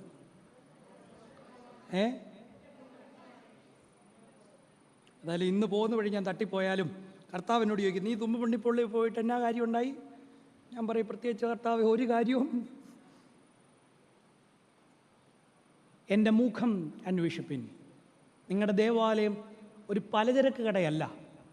നിങ്ങൾ ആവശ്യങ്ങൾ ഉന്നയിക്കുകയും ആവശ്യങ്ങൾ നേടിയെടുക്കുകയും ചെയ്യുന്ന അത്ഭുത കാരണങ്ങളുടെ ഇടമല്ല, മറിച്ച് എൻ്റെ ദൈവത്തിൻ്റെ മുഖം ഞാൻ അന്വേഷിക്കുന്ന, ആ മുഖം കണ്ട് ഞാൻ തെളിയുന്ന ഇടമാണ് എൻ്റെ ദേവാലയം. 3, ദുർമാർഗങ്ങളെ വിട്ടുതിരിയണം. നിനിവാചനം നമ്മളോട് പറഞ്ഞു, യഹോവ അനുദപിക്കാൻ പറഞ്ഞാൽ ഞാൻ എൻ്റെ എല്ലാ വീണ്ടും തിരിയാതെ വണ്ണം അതിൻ്റെ മുൻപാകെ എൻ്റെ എല്ലാ വഴികളെയും, അശുഭകരമായ വഴികളെയും ഞാൻ അടയ്ക്കുന്നുവെന്ന് പറയും. ഒരു കഥ പറഞ്ഞ് അവസാനിപ്പിക്കാം.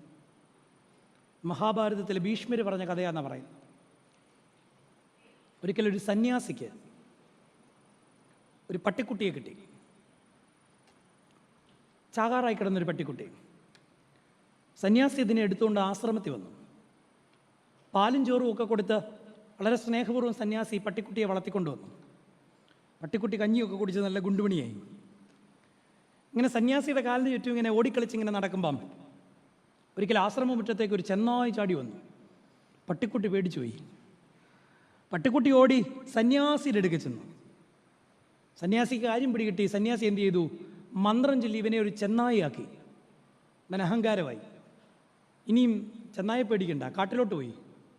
കാട്ടിൽ ചെന്നപ്പോഴാണ് ദാണ്ട്ര ഒരു കടുവ മുന്നിലോട്ട് വരുന്നു. ചെന്നായായ നായ്ക്കുട്ടി പേടിച്ച് തിരിച്ച് ആശ്രമത്തിൽ വന്നു. സന്യാസി മന്ത്രം ചൊല്ലി ഇവനെ ഒരു കടുവയാക്കി. അഹങ്കരിച്ചവൻ കാട്ടിലോട്ട് പോയപ്പോഴാണ് മതവിളകി ഒരു ആന വരുന്നു. കടുവയായ നായ്ക്കുട്ടി തിരിച്ച് ആശ്രമത്തിൽ വന്നു. സന്യാസി മന്ത്രം ചൊല്ലി ഇവനെ വലിയൊരു കൊമ്പനാനയാക്കി. അവനിങ്ങനെ അഹങ്കരിച്ച് കാട്ടിലോട്ട് നടക്കുമ്പം ആനയുടെ മസ്തകത്തടിച്ച് വീഴ്ത്താൻ കഴിവുള്ള ഒരു സിംഹം നടത്തി വരുന്നു. ആനയായ നായ്ക്കുട്ടി തിരിച്ച് ആശ്രമത്തിൽ വന്നു.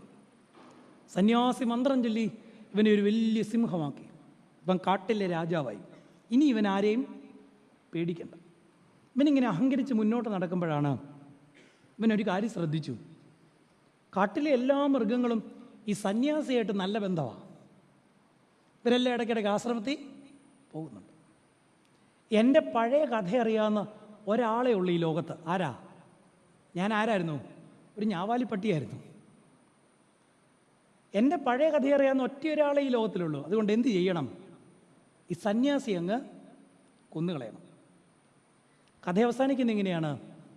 അലറി വിളിച്ചുകൊണ്ട് സിംഹം ആശ്രമമുറ്റത്തേക്ക് വന്നു സന്യാസിയെ കൊല്ലാൻ. സന്യാസി മന്ത്രം ചൊല്ലി ആ പഴയ നായ്ക്കുട്ടിയാക്കി ആശ്രമത്തിൻ്റെ മൂലയ്ക്ക് കെട്ടിയിട്ടെന്ന. നമ്മൾ ഈ സഭയിൽ ജനിച്ചു വളർന്നിട്ട് നമ്മളിങ്ങനെ ഇരിക്കുമ്പം, നമ്മളിങ്ങനെയൊക്കെ ആയിരിക്കുമ്പം നമ്മൾ വിചാരിക്കും നമ്മൾ ചിലതൊക്കെ നേടി, നമ്മൾ ചിലതൊക്കെ ആയി, നമ്മളുണ്ടത് കൊണ്ടാണ് ഇങ്ങനെ ചിലതൊക്കെ പോകുന്നത്. പക്ഷെ തമ്പുരാനൊന്ന് വിചാരിച്ചാൽ നമ്മളൊന്നും. ഈ ബോധമാണ് മനുഷ്യജീവിതത്തിൻ്റെ ഏറ്റവും അടിസ്ഥാന ആവശ്യ ഘടകം. അതുകൊണ്ടാണ് ഓർത്തഡോക്സ് ആരാധന ഈ ബോധങ്ങളിലേക്ക് വഴിതെളിക്കുന്ന ആരാധനയായി പ്രശോഭിക്കുന്നത്. ദൈവത്തിൻ്റെ പരിശുദ്ധാത്മാവ് നിങ്ങളെ രൂപപ്പെടുത്തട്ടെ, നിങ്ങളുടെ ജീവിതത്തിന് സൗഖ്യവും സൗരഭ്യം പകരട്ടെ എന്ന് ആത്മാർത്ഥമായിട്ട് പ്രാർത്ഥിക്കുന്നു.